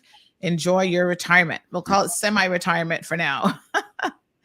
Thank you. Jim is wishing you well, you and your wife in the next chapter. Miss Judy sending her thanks. And she says, I love how you interacted with the community. You will be missed. And Anthony says, in my opinion, that's really nice. Yes. Anthony says, in my opinion, he's the only governor in my lifetime who has truly tried to integrate with the Caymanian people. And I mean specifically Cayman culture and Cayman kind. That is the only accusation that is warranted to be leveled against a man like Roper. There you go. Oh, well, that's very kind. I've been trying to catch you up, Sandy, on social media, but that's impossible. You have so many tens of thousands of followers, but we've gone from 0 to 10,000 on Instagram, which is not bad actually. Very good. For that, but we're still a long way behind you. And there's 10,000 on Facebook. I have a Twitter account, which I know not many people use in Cayman, but I've kept that going. So across the 3 accounts, that's about 30,000. And what a lot of people have said to me about the social media is because we've been involved in the Caymanian culture, heritage and tradition and in the community, but also covering so many other diverse bits of the community, all the charitable work that goes on, the service clubs. So it really does bring together in one place the whole diversity of Cayman. And so I hope that's been a positive for the islands and made a small contribution to just bringing us a little bit closer together. Yes, absolutely. And I was one of your 10,000 followers, I must say, on your Facebook page in particular. And I always found that it was a good way to just keep up with what you were doing and a lot of the work that was happening in the community. Like your last post, I noticed there was a post about additional turtle lighting installed at the government house. Yes. That's wonderful. Absolutely. I'm really pleased that we managed to get that in just before I depart. We've been working on that for a little while and it took a bit longer than I'd hoped, but many thanks to DOE and everybody for that. And that's one of the memories I'll have as well. I've seen the turtles come up on the beach outside Government House at 3 o'clock in the morning, and an incredible experience to see, over 100 of these little things come up and make their way down to the beach. And, these islands are spectacularly beautiful. You have some amazing biodiversity, sort of animals, plants, trees, and I hope that we can really find a way to balance all of that with the development that is necessary. You have to keep developing for jobs, for investment, to keep your economy moving on. But I hope it can be done in a balanced way moving forward, and we protect what we've got for future generations, because that's really important. Yes, Miss Darlene says the governor was great. She's actually in the UK, so she's asking if you're from West Yorkshire by any chance. Thanks, Governor Roper, for everything. I am, and I'm assuming she knows that through the question. Yes, I'm from Halifax. Wonderful part of Britain. But I would say that, wouldn't I? Really. Alberto also says thank you for your service. Governor Roper, please continue to improve on your steel pan game. So he's rooting for you in terms of that. So thank you very much, Alberto. All right, folks. Much improvement still needed. Yes. So Anthony has a question for you. What is your favorite Cayman cuisine or dish? Or dish? Well, that's really hard because there is so much. I mean, Cayman beef.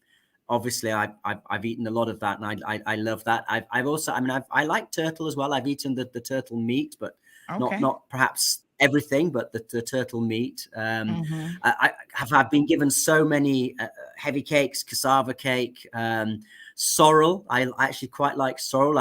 Every Christmas we get given sorrel from various people in the community. Breadfruit, I absolutely adore breadfruit. I think it's the most wonderful So I mean, I could go on and on, but I've been a big fan, and I will say that you have fed me incredibly well in my 4.5 years here. Everywhere I go, every event. It all started off in 2018 in the BRAC, where I think I was fed every half an hour throughout the day as we went somewhere else. And I thought, oh my goodness, I better run every day on the beach if this is how it's going to go. Yes, well, you might have caught a little bit of my conversation before you popped into the studio about intermittent fasting, and I'm trying to get rid of an extra 50 pounds, but it's hard when you grow up in a culture where food is king. So Jaron, Jaron says, good morning, Miss Sandra and Governor Roper. Thank you very much for your service. God bless you always, sir, and wishing you a safe flight. Thank you. Thank you. Steve, also wishing you good luck in the future, and thank you for all of your support. Wishing the Cayman Islands well from the UK. Thank you, Steve, for joining in. Jim says a governor who was and is relatable, down to earth, and truly fulfilled his obligations. Wow, lots of love today. We got Miss Dorothy. You're making me blush quite a bit now. Oh my goodness, Miss Dorothy, watching from Florida. Charm, wishing you the best of luck. She says it's been a pleasure. Cameron says, yes, we're gonna feed you. You got that right. I'm not sure it's over yet either. Good morning to Linda. Linda said, just want to wish you and your family all the best. Dorothy says, seems the governor enjoyed the Cayman Islands. We have a couple WhatsApp comments that are coming through as well. So this person says, please tell him thanks as well for standing up for the LGBT community for me as well. I'm so proud to shake the governor's hand at the first. I was so proud to shake his hand at the first Pride Parade. This person says, best governor by far, this young lady. This person says, please send apologies for any disrespect received by some of the ignorant fools we have in the community. Yikes. Another person says that I was invited to his farewell dinner on Saturday night at Grand Ole House. I got a chance to speak with him. He was one of the best governors we have had. So, wow, that's quite something. So someone is asking if you're going to be back. Now, this rumor, we get all the sus and all the rumors, Governor. This rumor has been in circulation, so I'm going to put it to you, and I'm going to put it to you straight. Someone is asking if you're going to be coming back to work for the DART organization. Is there any truth to that rumor? None whatsoever. Total nonsense. Yes. I will fully respect a new governor, because I think I've been in that position, and it's as a new governor coming in, and the last thing you want is a former governor sort of around. I mean, I hope we will come back to the Cayman Islands, but I would come back privately and quietly and under the radar, and obviously hopefully see a lot of. We've made so many wonderful friends, but we are going back to the UK, and I am going to be permanently living in the UK, and it gives me a chance to say, actually, this is for Lizzie, my wife. She's been very sort of low profile in many ways, but I think that people are appreciating her as well. And she volunteered at Jasmine. She'd been reading to children at John Gray. She was playing the oboe in the National Orchestra. She attended the Caymanian Ladies quilting group every week, which she's absolutely loved. So, but for her, she really wants to be at home in the UK. Her parents are getting quite frail, and she's been brilliant following me around for so many years. And I owe it to her and also my family to really reconnect with the UK, and that's the plan. So I am going to be back in the UK permanently. But I hope one day we will come back and visit, but quietly under the radar probably. Well, I've heard you've got plans for a retirement home in Little Cayman. That was another little rumor that I heard. You don't need to deny or confirm that one. Well, I know it's not true. I would, if we do come back, we will absolutely want to visit BRAC and Little Cayman. I mean, I've really developed a strong link with both communities over there, and obviously COVID meant that I was traveling even more to the BRAC, particularly during COVID. And I think I've said it now a few times. I think I caused the longest traffic jam in the history of Cayman BRAC, because I was riding my bike, and the two cars behind me recognized me, and out of what I think could only have been courtesy or politeness, they wouldn't overtake. And then I looked back, and there was this queue of cars going back as far as the eye could see. So again, I Oh, have my been goodness. treated with great respect and politeness, which has been very nice. And I think underlines that link with the royal family as well, that there's a real strong affection for the royal family here, particularly the seniors. I feel that very strongly wherever I go. And that's the other thing about, I leave knowing that the UK Cayman relationship is in a really good place. And it was good when I arrived. I think it's definitely still very good, still very constructive. And that's to the mutual benefit of Cayman and the UK. So I'm pleased that things on that front are also very positive. Mm-hmm. All right, we do have Miss Ramelia on the line. Good morning, honey child. How are you?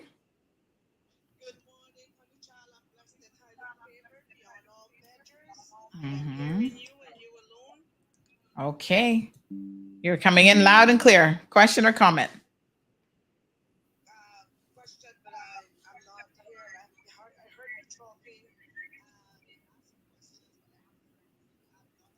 I'm finding it quite hard to hear. That seems Oh, quite I'm low not in really volume. sure, but go ahead and ask your question, and then you can hang up and listen in.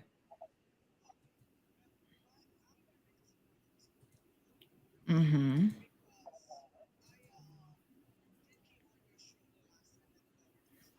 Mm-hmm.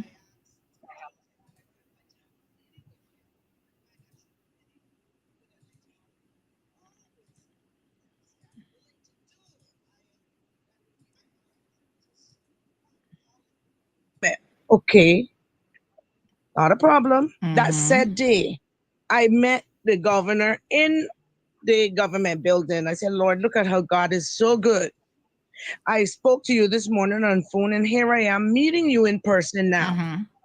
I'm the lady that called and said, I'm committed to meet with you.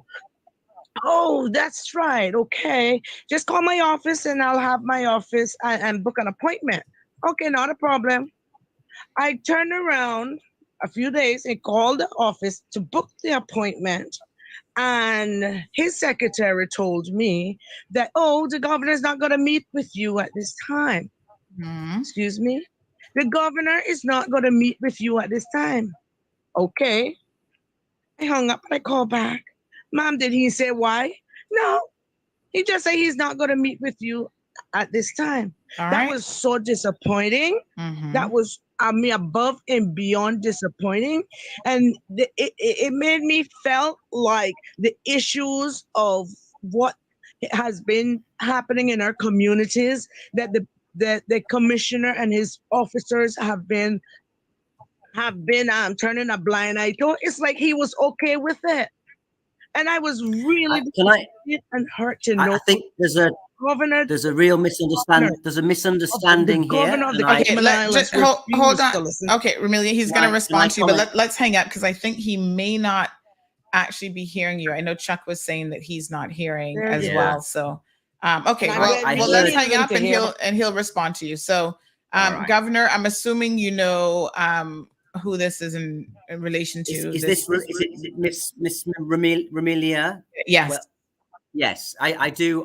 And first of all, I'm very happy to meet anybody, and I think everybody on the islands knows that I've been very accessible, and I've had so many people come to my office on the issues. And I've spoken to the deputy governor and the police commissioner about the issues raised by Ramelia, which we absolutely understand, but the large majority of them are not really areas that I can fix because they're not in my sort of constitutional area. So and all the issues are known about, and I was assured that they are being dealt with. It's about parking, it's about the illegal garages. I don't think we can have a solution overnight, but I was assured that those issues were being looked at and were being dealt with. And I think Ramelia is in direct touch with the deputy governor. I would ask her to contact her MP and also ask her MP to raise the issue. So there was no question of any disrespect or any ignoring, or simply that I had understood and I'd been advised that all the concerns were known about and were being dealt with. So that's really that's really all I can say. But if there are still concerns that Ms. Ramirez is still unhappy with, then her MP is the first port of call, and then go to the deputy governor, go to the police commissioner. All right. We have another comment here. It says, good morning to you and Governor Roper. I'd like to thank Governor Roper for his service to the Cayman Islands, and especially for immersing himself in the Cayman culture, including learning to play the steel pan. He's the first of a kind and the best governor by far. Thank you, and God bless you and your family. So, thank you. Lots of questions. Yes. Okay. Let's see if there's any other that's coming in. I don't want to miss these out on social. So again, folks, 936-2626 is the telephone number. We do have a question or comment here. This one is in relation to civil servants who've been placed on leave for extended periods of time. So there's more than one. I can think of at least 4 women off the top of my head. One is at prison, one is at port, one is in the protocol office. At least 2 of the 4 reached out, knowing that you were going to be on today, asking if you had any involvement in there, because this is the narrative that has been put to them, that you have had some sort of involvement in why they are still on leave.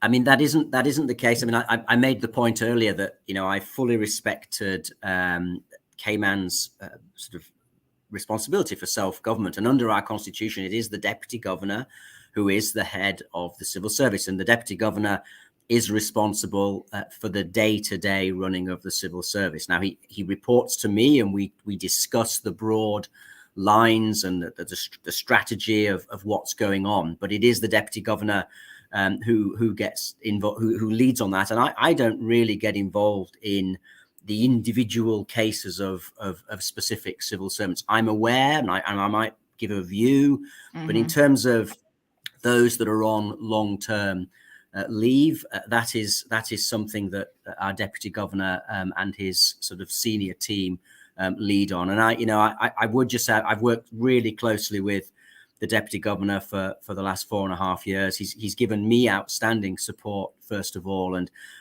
he stands up and protects civil servants as well. And I've seen him do that. And his good governance, integrity, honesty credentials are also impeccable and absolutely outstanding. And I've seen that as well. And I know that when I depart on Wednesday, he will be acting governor for 3 weeks. He's very experienced at doing that, and you probably couldn't have a better person to do that than our current deputy governor, who I have huge respect for. But I would never seek to interfere and intervene on a specific civil servants issue. But I do, as I am governor, and public service comes broadly under me. Of course, I have the right to give a view and sort of where I think things aren't being done properly, I will step in and ask for them to be done properly. And that has certainly happened. But ultimately, the lead rests with the deputy governor, which is the way it should be. I'm one person with an office, a staff of about 6 people. We cannot, as the governor's office, take on huge chunks of responsibility. It's devolved responsibility, and that's the way it should operate. I mean, it's just unfortunate, though, that some of these persons have literally been on leave for years. And I mean, you wonder what's taking so long, and why can there not be some sort of resolution? Because it's not even fair to the people of the Cayman Islands, because we're still paying those individuals a salary, and they're actually sitting home not being utilized. So I hope that it can be a priority. I agree with that. And I mean, if you've got specific names that you could send to me, I'm happy to sort of look into specific cases, or at least find out the information about specific cases.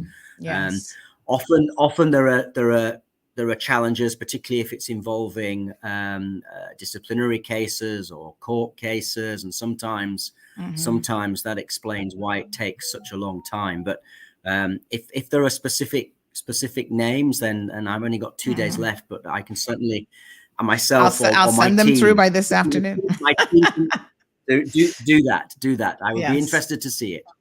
All right. So Cameron says, going to work for Dart, ? Boy, you can hear some foolishness. Yep. Strong Will asking if you can adopt him, please. I think Strong Will is actually a lady, but yes, up for adoption. Okay. Charlene says both of them were very community minded. It was a great honor to have their presence at our event, the Illumination of Lights, in December of 2022. Yeah. Miss Deborah is here, says, God blessings to you and your family. It was truly a pleasure having you as governor of the Cayman Islands. Safe travels and Godspeed. Miss Vernita says, I love the way that you interacted with the people of our islands, in your love for our food. Okay. Jackie says, please, Governor, thank Miss Lizzie as well. You couldn't have done it without her. Thank you very much, for Jackie. Sure. No, I absolutely couldn't. She's been fantastic, and throughout my career. And Miss Gloria My Smith goodness, is here saying good morning as I tried Yeah. to get on the live to say a personal goodbye to our dear Governor Roper and his lovely wife Lizzie, a sad farewell. But I've had many contacts in the years past, but none has ever been so social and personal with the dear people of our beloved Cayman Islands. And he has truly showed up all others as being the best governor ever as yet. Wow. As I say, a sad farewell to them both, and try to not forget us totally, but come back and pay us a visit. We have one thing in common, and unfortunately, Miss Gloria, the rest of the comment, there's a limit. It got cut off. Miss Vanita, wishing you well. Thank you so much. That was so nice. This is, yeah. These are all very. I do appreciate. These are very nice comments from everyone. Thank you very much. Someone's asking you to delve into the political arena and what you think of the job they've been doing. I know you won't answer that question, but thank you. Yes. I mean, what I would say is that I've supported both governments. I think it is the job of a governor to support the elected government, but behind the scenes also ask questions, challenge, and ask for things to be considered. But in those areas of self-government, it is the elected leaders who run Cayman. So I have supported the previous government.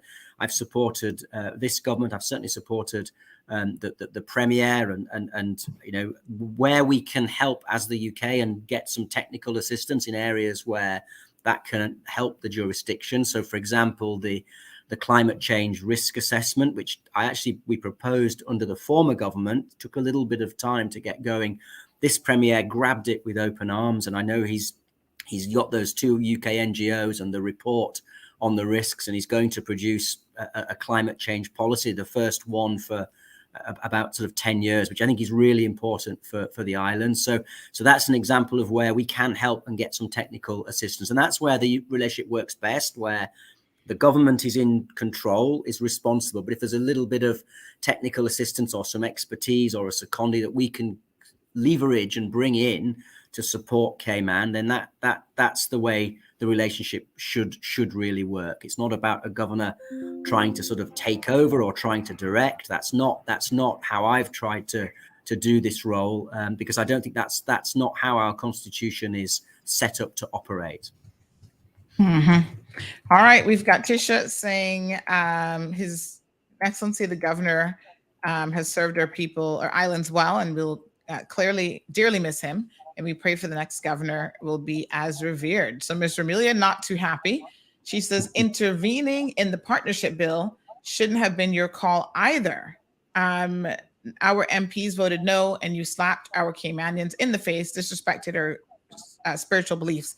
So I don't know if she heard your comments earlier about the court decision, but it might be worth repeating the position that put you in. Sure. Well, no, I'm obviously, I respect your view, Ms. Amelia, but I don't agree with it, because we had a Court of Appeal judgment saying that the Cayman government should and must pass a legal framework for same-sex couples, and if the Cayman government is not able to do it, or the Parliament is not able to do it, the UK must step in. So we really didn't have a choice in that in that case, and as I was explaining, a lot of people were saying go further and introduce same-sex marriage, but recognizing the sensitivities and the controversies, it was decided just to go ahead with civil partnerships, which met what the Court of Appeal asked us to do, and then provided that legal framework. And as I said earlier, I think for the vast majority of people on Ireland, life didn't change overnight. Nobody was really affected by this, but we are more inclusive and respecting everyone's differences as a community than we were before, and I personally think that is a positive thing for our islands. Mm-hmm.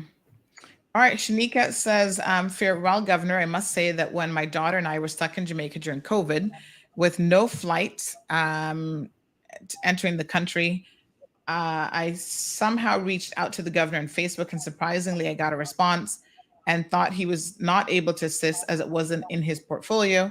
And he was able to point us to the relevant department that was able to assist us with the repatriation flight. Thank you. Oh, well, that's really kind. I mean, it gives me a chance just to make one other point. But firstly, I have tried to respond to everybody who gets in contact with us. I think it's actually really important that people in senior positions, if they get emails, even if you can't give a full reply, but I think getting a response from people if they've contacted you is really important. So I have done that.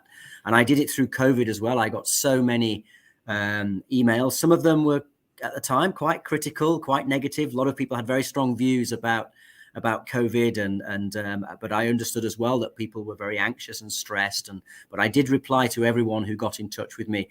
I mean, the other thing that I think we did really well during COVID was all those repatriation flights. We had that sort of contract with British Airways. We became a travel agent and booked British Airways to do those charter flights, and Cayman Airways helped us with flights in the region. And that was the team in my office, Maria Lang and others who did amazing work. And we helped thousands of people get off our islands. And I think, a lot of people were very, very grateful for that.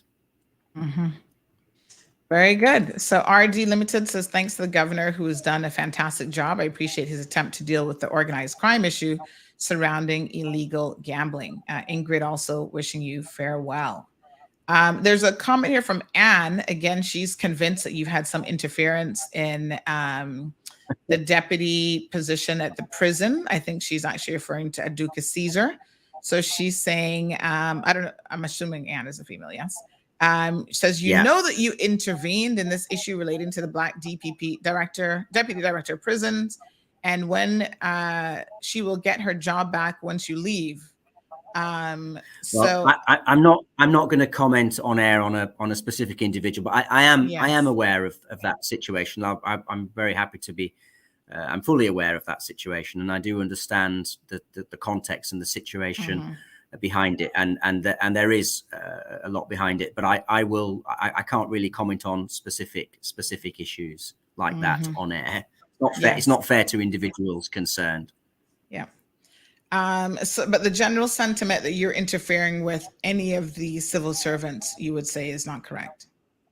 No, it's not. I mean, it's the deputy governor's responsibility under the Constitution, and he keeps me informed. And I've said I have the right to give my views, and in certain situations, if I think the situation requires it, of course, I can step in and ask for certain things to happen. But that would be in very, very rare situations, and for the most part, it should be the deputy governor who is in charge of the day-to-day running of the civil service, who takes the decisions with his senior team on that. But of course we talk, and of course we exchange views, but it isn't right to say that I as governor have intervened specifically on a particular situation involving a civil servant and demanded some kind of action. The decisions are often taken in discussion, but ultimately it is the deputy governor who is responsible for the civil servants in the Cayman Islands government. Mm-hmm.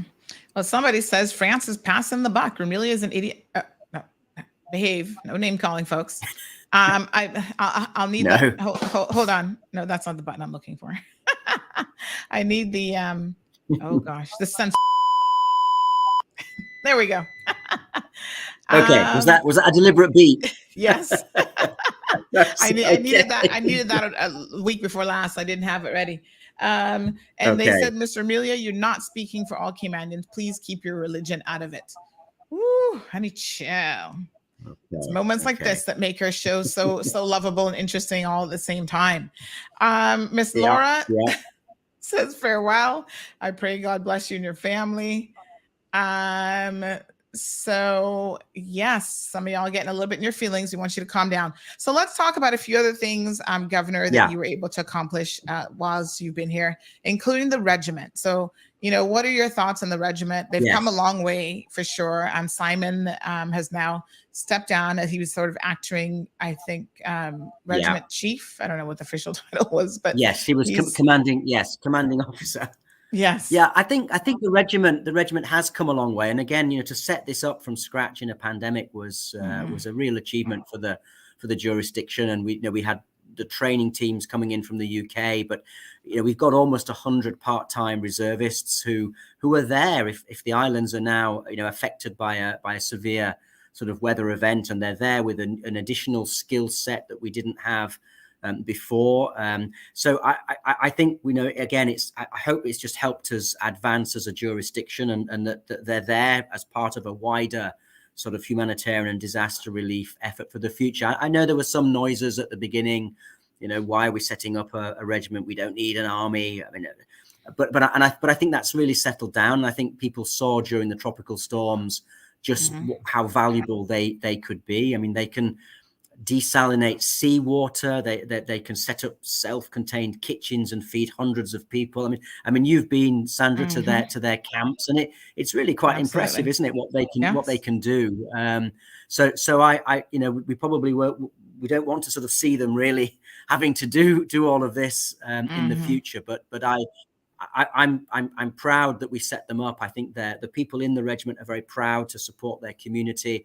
I thank Simon Watson for his efforts to help set up the regiment in the first 3 years. We now have a new commanding officer coming in from the region, Lieutenant Colonel Carter from Trinidad and Tobago, who's got vast regional experience of these types of defense forces and the sort of disaster response unit. So I believe he will very much help to take the regiment to the next level.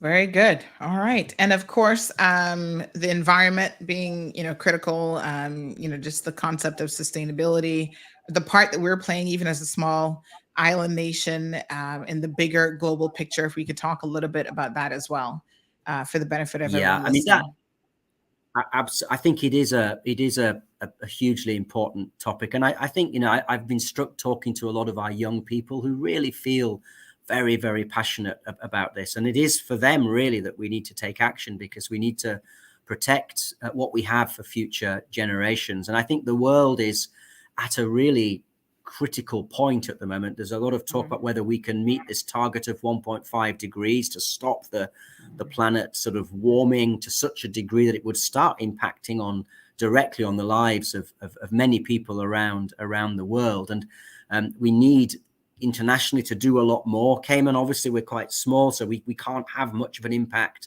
internationally, but we can be a role model and try and be a good example for the region by being more sustainable. So I mentioned the climate change risk assessment. That was a key piece of work that my office has done, and I hope that does help the jurisdiction to sort of think about these things in a more balanced way and try and consider the climate change risks whenever you're doing any development. So I just wish Cayman well in tackling these issues, because they're tough. They're really difficult. This is not easy to do, and it takes time.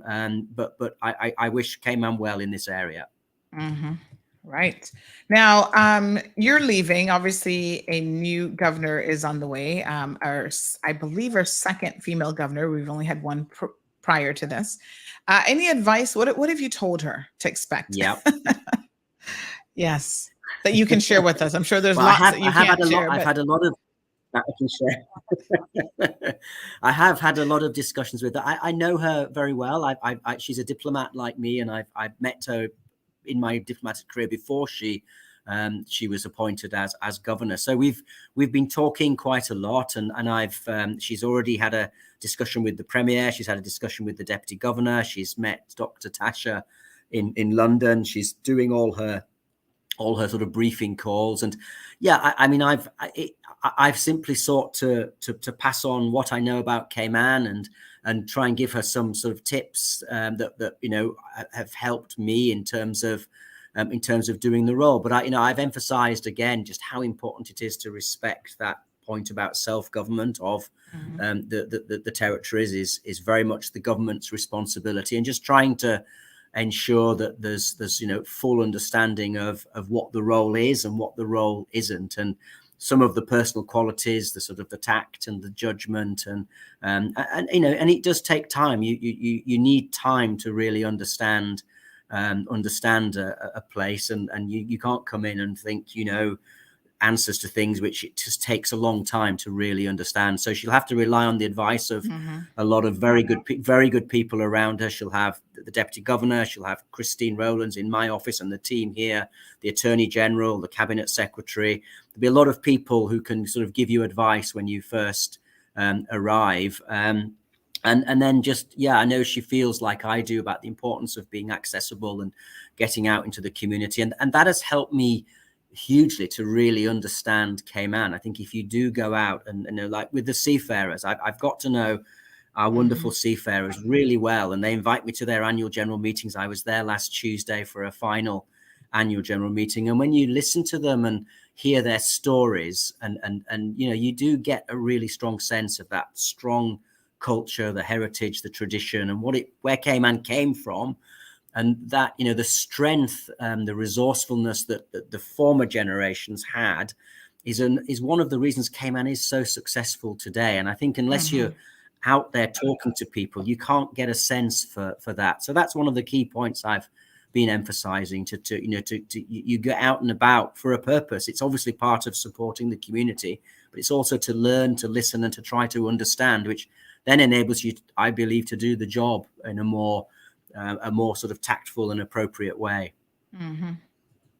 Very good. So 936-2626 as we start to wrap things up with the governor this morning. Again, folks, this is his sort of final media appearance. They do leave on Wednesday. So if you have any burning questions or comments, Anthony shares that he says, I need people to understand that the only reason we thrive the way in which we do is because we're linked to the UK, and investors are not afraid to invest because the common law nature of our legal system and the security of the Privy Council. We surrender partial sovereignty for the security. If we went independent, we'd end up like Jamaica. I'm willing to sacrifice some sovereignty for quality of life. And he goes on to say he has a question. Any comment on the issue with Doctors Hospital and for the chief medical officer in light of the revelations?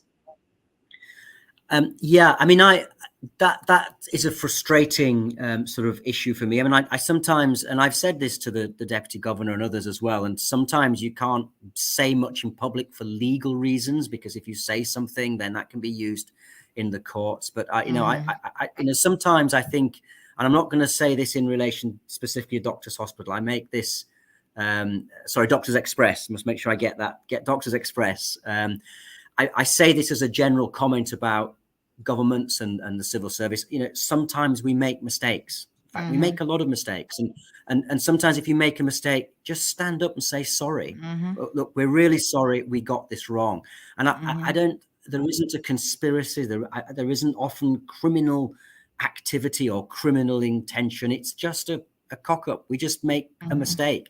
Now, the key thing about making mistakes is learn from them. And if you learn from mistakes and make sure it doesn't happen again. And, I'm not making any comment on any specific situation, but I just think sometimes governments should just put their hands up and say, sorry, we got that wrong. And we will make sure that doesn't happen again. But to go from that to saying a particular individual has criminally acted, I think is a stretch. But I have to stop there because I think this is all still to some extent before the courts. Yes. But that was a general comment, and I've seen it on one or two other things here in Cayman in my time. Sometimes it's frustrating as a civil servant because your hands are tied by what you can say because of the wider ramifications if you do say something publicly.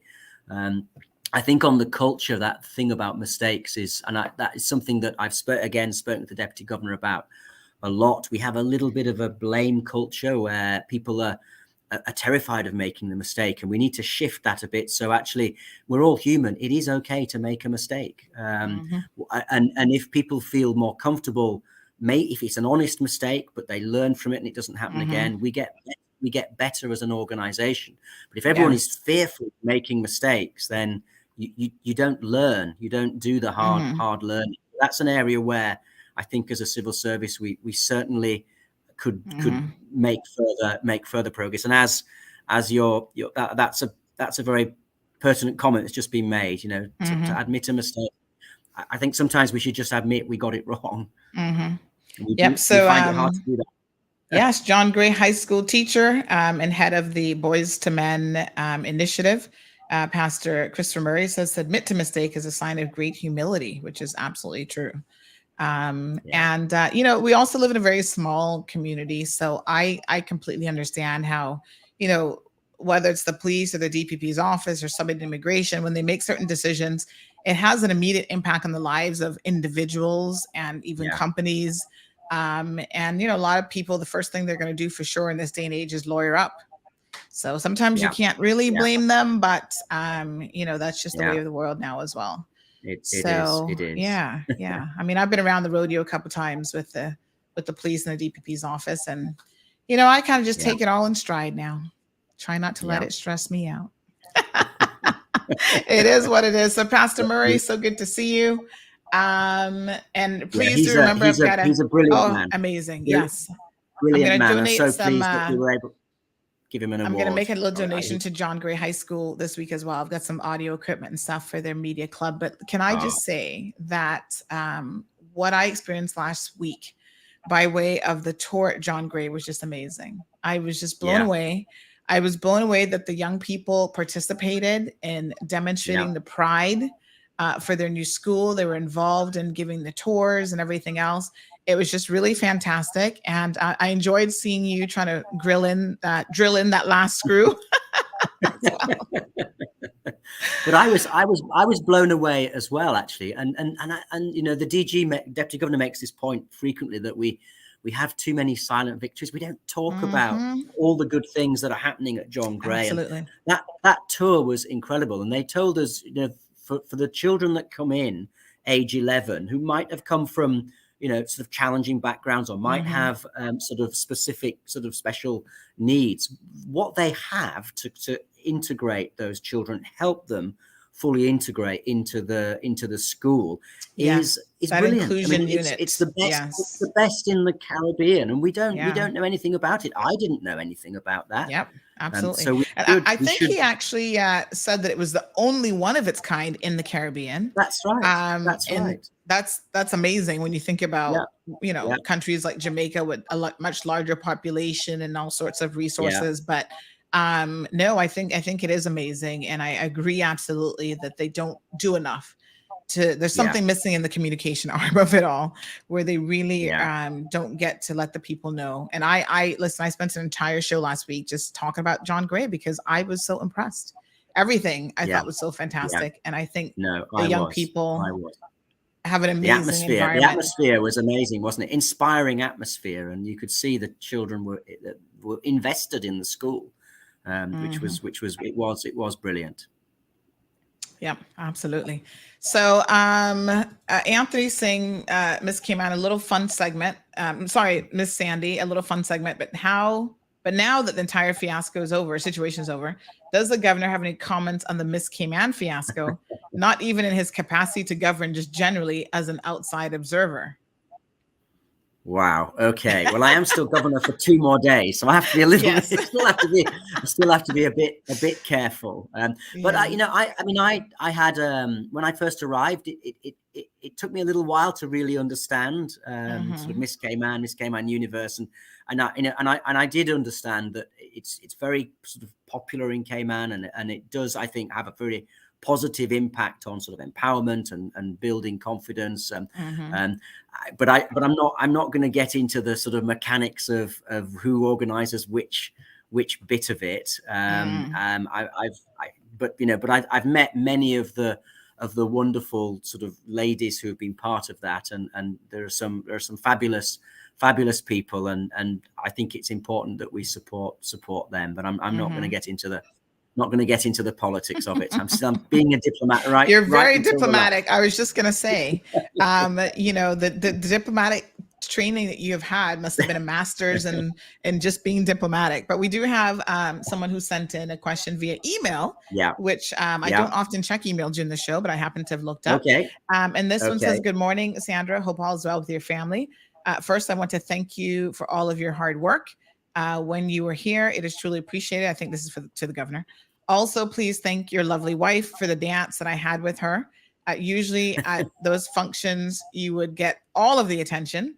And I know that you enjoyed the heavy cakes that I dropped off for you as you called and acknowledged that they were good.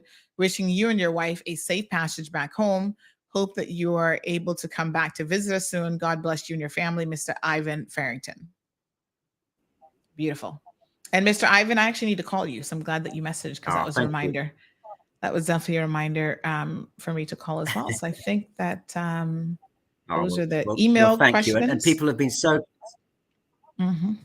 so kind. We've had gifts and cards and messages, and I'm getting emails from all sorts of people. It is a bit overwhelming, but it's lovely. It really does feel that we've been such a big part of this community, and people have welcomed us as a part of the community, and it'll always stay with us for forever and ever.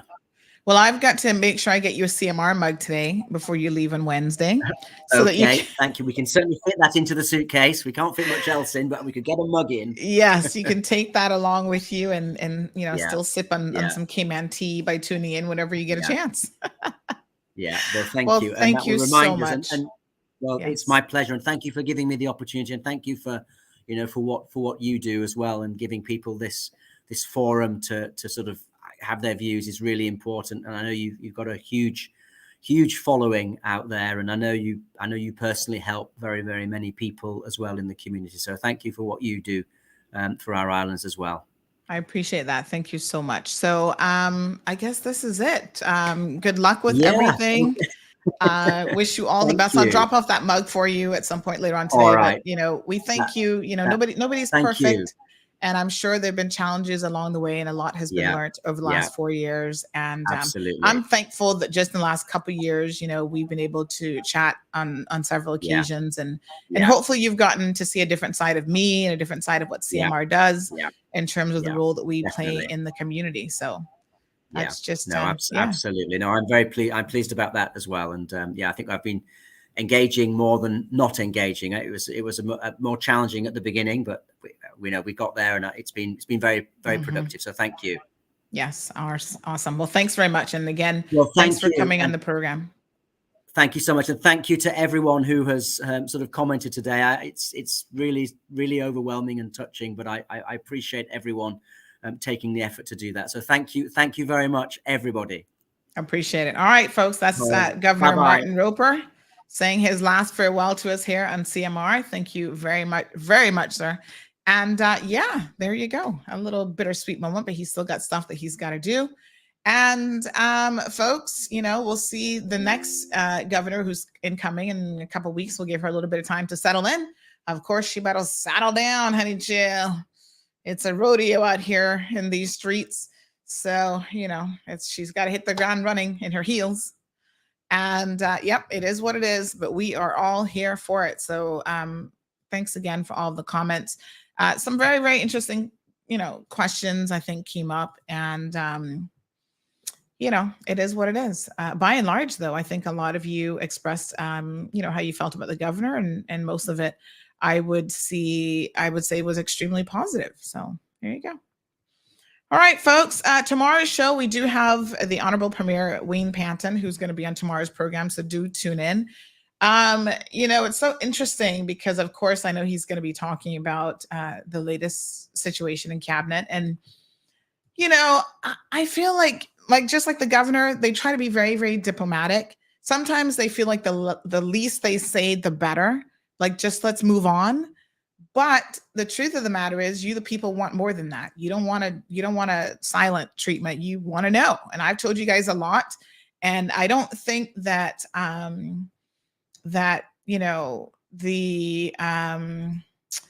don't think that he's going to say as much as I certainly shared with you guys in terms of all the wranglings and stuff like that.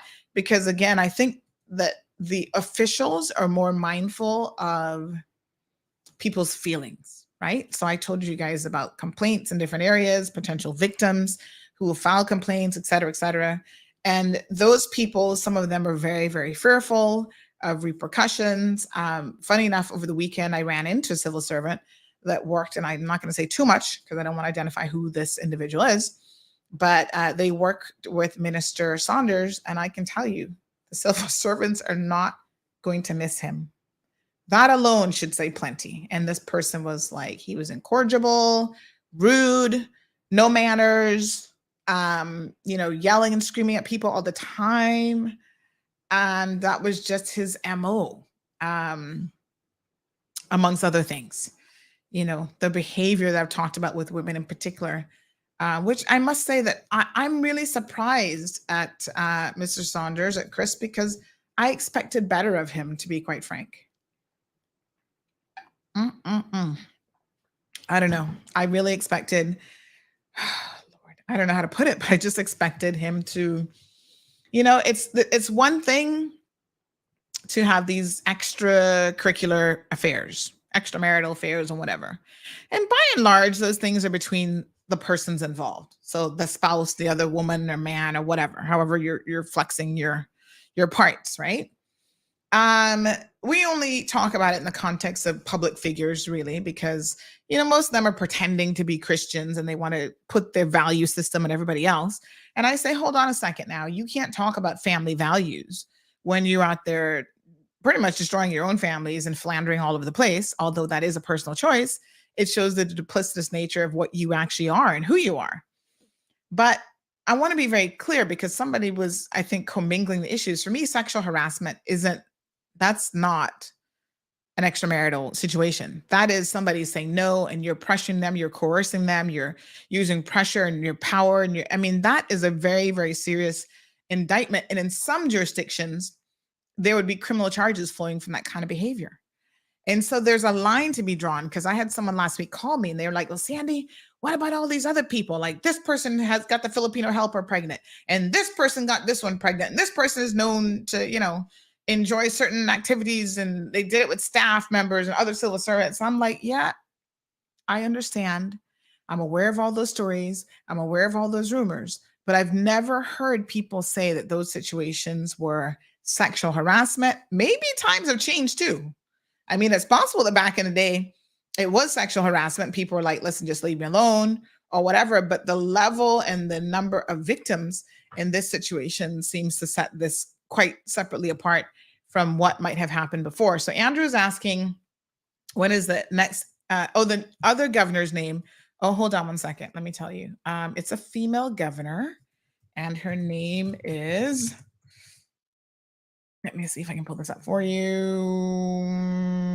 Jane Owen. She's been appointed as the next governor of the Cayman Islands.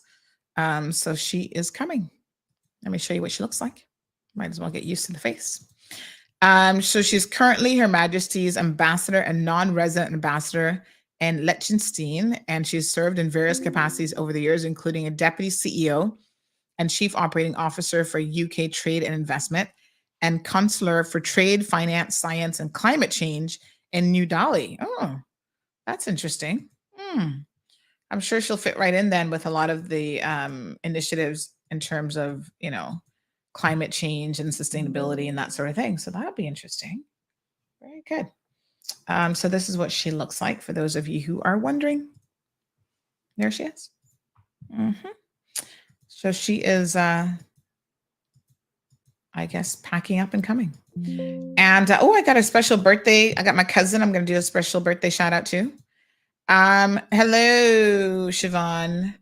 Her His Majesty's. Oh yes, sorry. It's now His Majesty. His Majesty's ambassador. Uh-huh. So she will be the second female governor to serve. And she's going to take up her appointment next month. So I guess she's got to settle in. So very, very interesting. Let's do a little birthday shout out to my cousin Paris. I just was scrolling on Facebook and I saw her mom post that. Look at the beautiful Paris. This is actually Chuck's daughter. The only child that Chuck has, as far as I know. Cousin Chuck. This is his daughter with Kimberly. 16 years old. Oh my gosh, I can't believe she's so cute. I love the curls. Her hair is so pretty. So her mom posted and said, 16 years ago, you entered this world healthy and hungry. From the beginning, you showed self-awareness as well as an immense curiosity about the world around you. And for years, it felt like it was just you and me against the world. We faced tough days and nights together. And I know you experienced more than I wanted you to in the younger years. Aw. So this is beautiful, Paris. Happy, sweet 16. Her mom says, love you today and always. And I'm sure that your dad, also listening, is wishing you a very, very happy birthday as well. I actually saw Paris when I went to interview her grandma recently as part of her Cayman Voices series. So wonderful. Now, did you guys get to tune in? My apologies. There's a little bit of a confusion on Friday, right? We were going to play a portion of Cayman Voices on air, but we had a hard stop at 10:30. And then I realized, I think Chuck and I just kind of miscommunicated on that one, that you guys didn't get to hear it. But don't worry, you can go on Facebook or YouTube and watch that series. The latest episode, which was Papa Gerlo, aka Isaac Gerlo Rankin. And boy, oh boy, can I tell you, I had a fantastic interview with him. First of all, let me share this picture with you all. Look at him. Isn't that a beautiful picture? I don't know what it is about this picture. It was just taken with my iPhone, but it is a perfect picture. It is so gorgeous. Absolutely love it. So we tend to do a couple still photos and stuff for the interview. And this one was a good one. I got my hands all in the thatch rope. So I tried my hand. It's not easy. It's not easy. That rope is a lot thicker than you think. It's not quite as pliable either. It's kind of tough. And so he made me try to do a little of that with the I think he's gonna make it into a bag. But listen, let me share this with you all, okay? First of all, this man is 88 years old, and he is amazing. He cooks, he does thatch work, he goes into the schools, all sorts of stuff. And so I want to invite you all to support him with his stuff that he does. So the day that I did the interview, he was telling me how he was going to go home and bake a couple upside down pineapple cakes. And I said, you are? I'm like, you're not going to go and take a nap after this long day? He's like, nope. I said, well, I'll be. I said, well, can you make me one too? And he said, absolutely. So he made me one and I pay for it. You know, he's got a little price thing. You can pay for these cakes. And I thought, yes, he's 88 years old, but 88-year-old people need money too. I'm trying to look for the picture of the upside down pie. Oh, it was so good. It was delicious. He did a fantastic job. So I want y'all to, I don't want y'all to inundate the man now with orders, but just message me and I will give you Papa Gerlo's number, because I'm like, listen, I'm sure I can get in the kitchen and bake my own pineapple cake, but I ain't got no time for that. And here's a man who has some time. He cooks for people. Like he was saying that he was going to do a pot of Wilkes for somebody else. And I was like, what? All of that and a pot of turtle. So I'm going to get in the kitchen with him. I'm going to do a follow-up segment with him because he's going to show me how to make biscuit cake. Now, y'all know this is deadly, honey child. I'm talking about fasting and learning how to make biscuit cake in the next breath. Woo! The good news is I don't tend to have a lot of time in the kitchen anymore. So, oh yeah, here's the cake. Oh God, hold on. Let me send this to y'all. Let me pull this up on the screen so y'all can see this cake. Oh my God, this is so delicious. It was so good. I just had a small piece And then I shared with people. I called my neighbors. I'm like, please come get some cake, honey chill, because I cannot be eating this cake when I'm trying to lose 50 pounds. Oh, yes. Yep. Somebody already wants his number. You hold on, honey child. Any little parties or functions that you're having, just give him a little bit of notice and he can hook you up. All right, hold on. I got my pint. Oh, look at this. Look at this pretty cake. Hold on. Radio people, I know you can't see it, but look at that. Oh, it was so good. I had the little middle piece right there. Delicious. So yes, he can cook traditional dishes for you. He can thatch, like if you want a thatch hat or bag or whatever. These are the things that he does, and he enjoys working even at his age. And he, tries to be self-sufficient, self-sustaining. So give him some work, y'all. That keeps the brain going. That keeps. I mean, he's listen, skipping a beat now. So check out Papa Gerald. I'm going to give you guys all of his details so that you can definitely get in contact with him. In addition to that, while we're talking about supporting people, I actually want to do a big shout out to an artist, his name. Now, if you were paying attention when I went to the agricultural show, I actually saw his work and I immediately fell in love with it. And I was like, oh my gosh, I'm gonna link you after the show. And true to my word, I took his card and I gave this gentleman a call. And I was so tickled pink to be able to, let me see here. And I'm going to bring some of these images up for you guys. I was so tickled pink to be able to,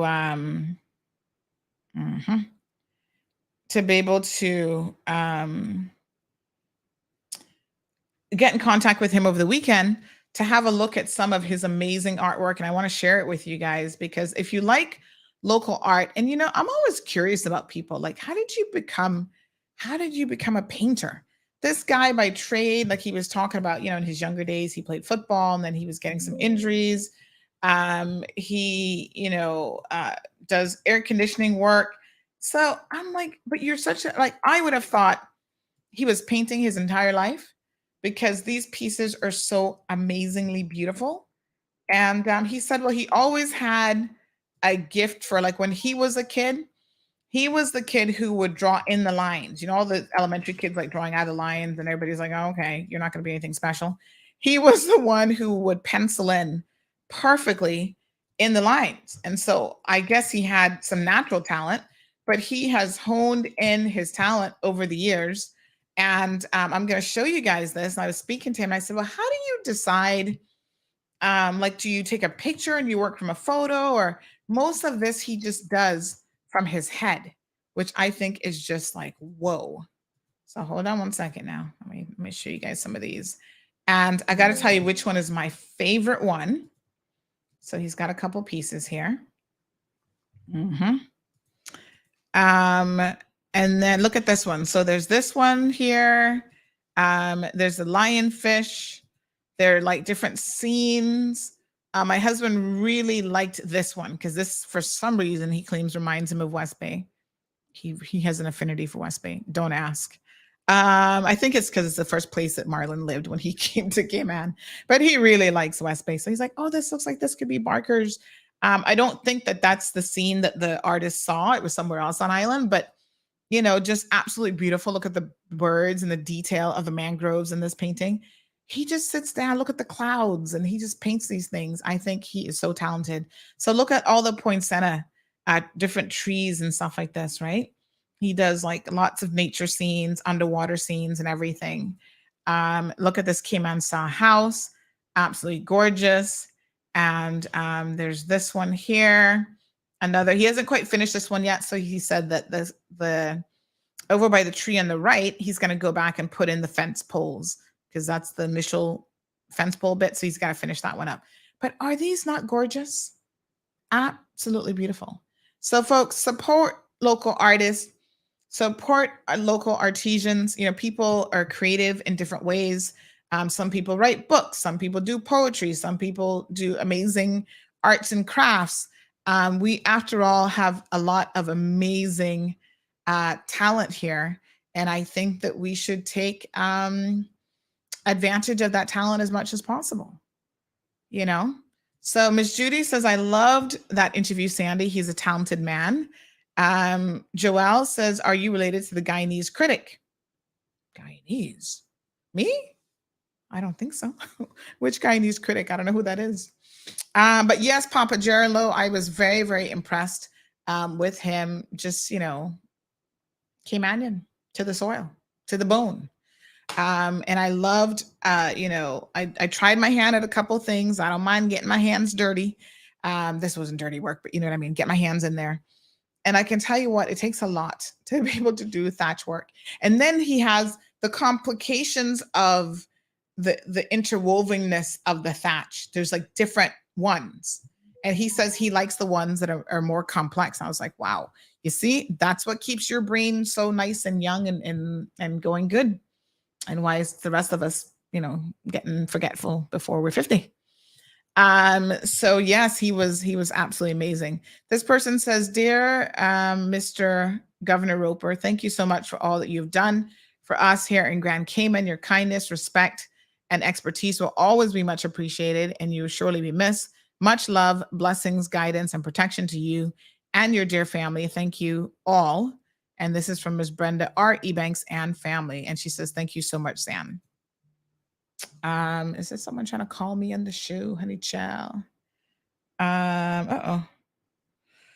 If you're trying to call on air, do you remember the number is 936 Bobo?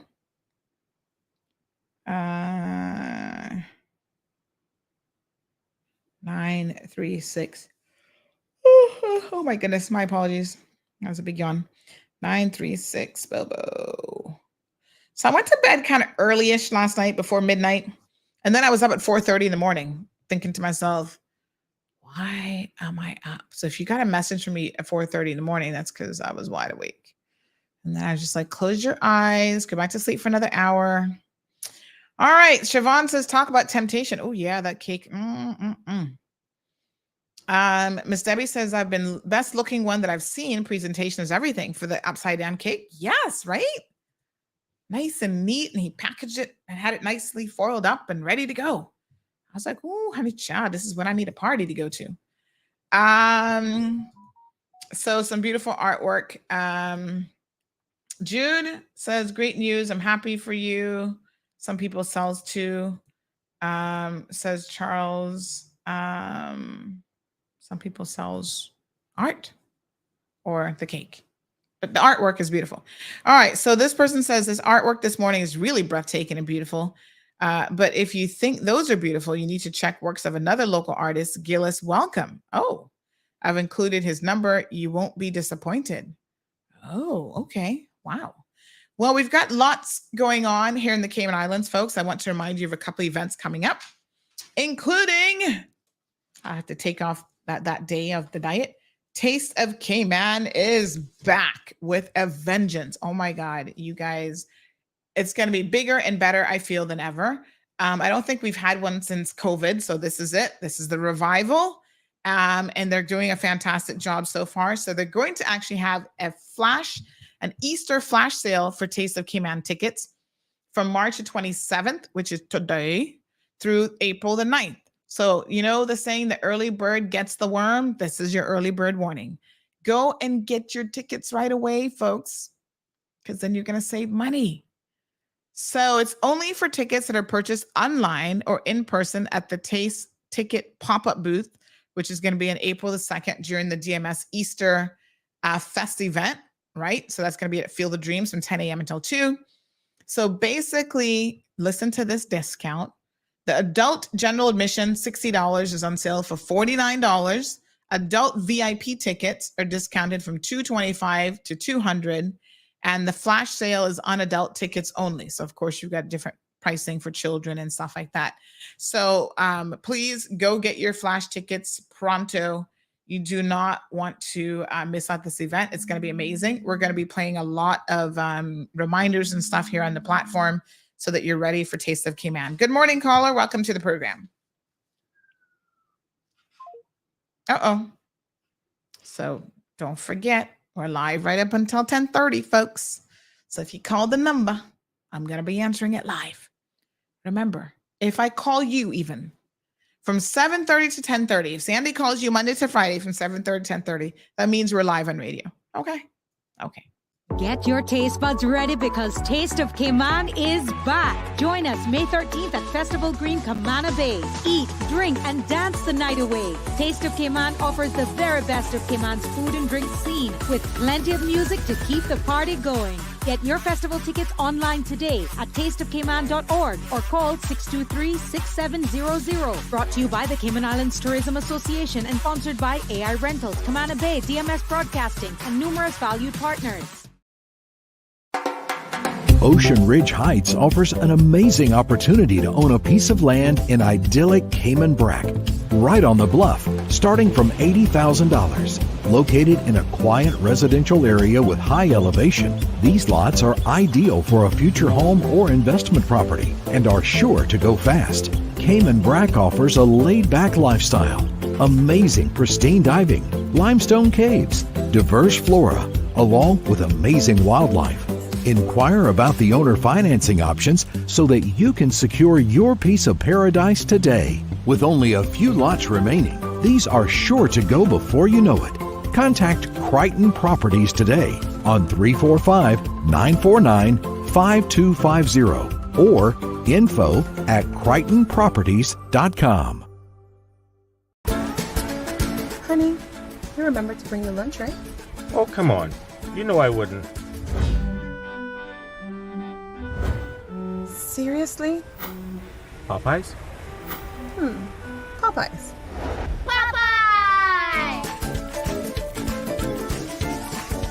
Popeyes to the rescue again.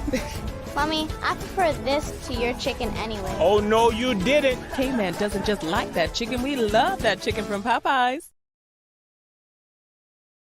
Yes, honey, Chad, that chicken from Popeyes.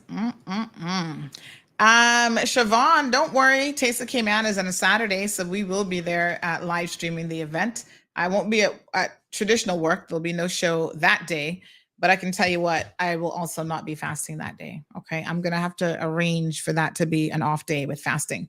So Ms. Della, good morning to you. She says, I hope the category for the cassava cake competition is better organized because the year I entered, it was a flipping joke. Oh my goodness. Well, give us your feedback and we will certainly pass it along, and we will have some tickets that we'll be giving away as well for Taste of Cayman. So y'all stay tuned for that. But please, by all means, get your early bird tickets early. That's the whole point of early bird tickets, so that you can save some money. And again, that Easter flash sale begins today, the 27th through April the 9th, and we're going to post some stuff up on social media telling you all about that. But it is just a reminder on adult tickets only, and it's going to be for tickets purchased online or in person at the Taste ticket pop-up booth, which is going to happen on April the 2nd at that event. So yes, Siobhan, get your tickets from now, honey child. Do not delay. It's going to be an amazing event, and I always look forward to it every single year. And this year is a level of excitement. It's kind of like the agriculture show. You haven't done it in a number of years. It's going to be bigger and better, and everybody needs to come out and have a fantastic time. Cameron says, I'll be walking around with a bib and a fork. That's all you need, honey chill. Show up with a bib and a fork and you're good to go. All right, beautiful people. Thank you guys so much for tuning in. Again, Premier Panton will be on the program tomorrow. So I do invite you to join us on tomorrow's program. Let me just see if Kevin's got news for us today. I do believe he might. Today's 27th. Yes, we've got some news headlines there from Kevin. Good stuff. Wonderful. Very good. Thank you so much. So you guys know that we're trying to get Miss Daisy here. Little Miss Daisy, our new dog. She's coming. Lots of paperwork and lots of stuff. She's waiting on another rabies vaccine, apparently. There's so much. It used to be easier bringing in dogs from Jamaica, but now it's all complicated no matter where you bring them in from. So she's in a boarding facility and they're doing all these bits and pieces, but apparently they're out of like rabies vaccines in Jamaica. Go figure. I don't know. So I'm hoping that won't lead to substantial delay because we are ready. We are ready for Daisy to come to her permanent home. Oh, so excited. And of course, every time I look on Facebook always reminds me of my little Coco. Just today, in fact, there's a memory section on Facebook. And I had posted, when was this? A number of years ago, 5 years ago, of bread being found on the floor, because this is what Coco used to do. She was something else, boy. Now, Coco was a dog after my own heart. She loved food, and she loved good food. And the problem was, though, if you left anything on the counter, Coco would find a way to get to it. And sometimes that meant that the bread that was actually supposed to be on the counter would show up on the floor. And if she could figure out how to open it, this is it. Look at that. This is what she would do. She would pull it down, and then she's gonna figure out how to rip open the bag, and Coco is gonna be comatose eating bread. Any food she loved. And trust me, you had to push it all the way in the back of the counter, because if Coco could get to it, the food was gone. And so over a couple years, she did a number of things. So John LaRue says, why are you getting a dog from Jamaica when the Humane Society is overflowing? Because we actually need a house dog, and they're not really overflowing with house dogs is the primary reason. So unfortunately, they have a lot of larger dogs for outside, and that's a certain responsibility that you need to be ready for. And we are just looking for the responsibility of a house dog only, not a larger dog. And, to be honest, John, I, as someone who has adopted dogs over the years and rescued dogs, I do know sometimes the extra work that comes with dogs that might have special needs and special considerations, why they end up in, homes, and why they end up with these wonderful people, one dog at a time. And you've got to be ready for that level of commitment. My neighbor has just adopted a dog from one dog at a time. And the dog has heartworms. And for me to tell you right now that my schedule allows me to take on that level of responsibility for a pet, and I believe that if you take it on, you have to do it right, I would have to tell you that my schedule just does not allow for it. So here's your news headlines. We'll see you guys tomorrow morning at 7:30. Again, Premier Panton comes on after Health City. So I'll double check with Health City, but he's scheduled to come on after. But tune in early, because maybe there might be a little reshuffling of the schedule for tomorrow.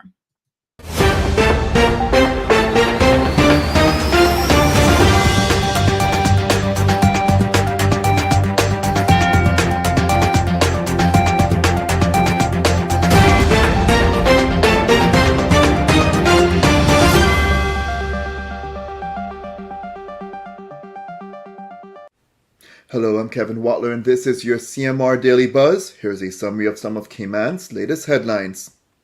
The Cayman Islands government is monitoring the Great Atlantic Sargassum Belt, a patch of seaweed stretching more than 5,000 miles and is estimated to weigh more than 10 million tons, which is currently drifting throughout the Caribbean Sea towards the Gulf of Mexico. Police said they did not make any arrangements with Cox Lumber on Friday for the removal of a load of lumber that fell from one of its trucks in Savannah. The removal process created a major traffic gridlock Friday morning, less than 24 hours after the material fell from the truck, causing major traffic mayhem for thousands of commuters. Workforce Opportunities and Residency Cayman, or WORK, said that after a lengthy recruitment process, Jeremy Scott has been confirmed as director. Mr. Scott holds 26 years of service in the Cayman Islands government and started his career as an immigration officer. Caymanian swimmer Jordan Crooks continues his winning streak, winning the first national title for the University of Tennessee since 2001. Crooks won the NCAA national title for the 50-yard freestyle, swimming in 18.32 seconds. Now for your CMR weather update. It's brought to you by WG Charters. Sunrise at 6:24, lots of sunshine today. Wind temperatures at 85 degrees Fahrenheit and humidity at 69% like the forecast calls for. It will feel like it's in the mid-80s. Winds east-southeast at 10 to 20 miles per hour, and the sun sets at 6:38. At nighttime, the temperature falls to the mid-70s. Looking forward, similar weather conditions are expected. If you would like to know more on any of these stories, visit CaymanMallRoad.com or follow Cayman Mall Road on Facebook, Instagram, LinkedIn, Twitter, and YouTube. That's it for now on the Daily Buzz. Thank you for joining me. Please stay safe and God bless.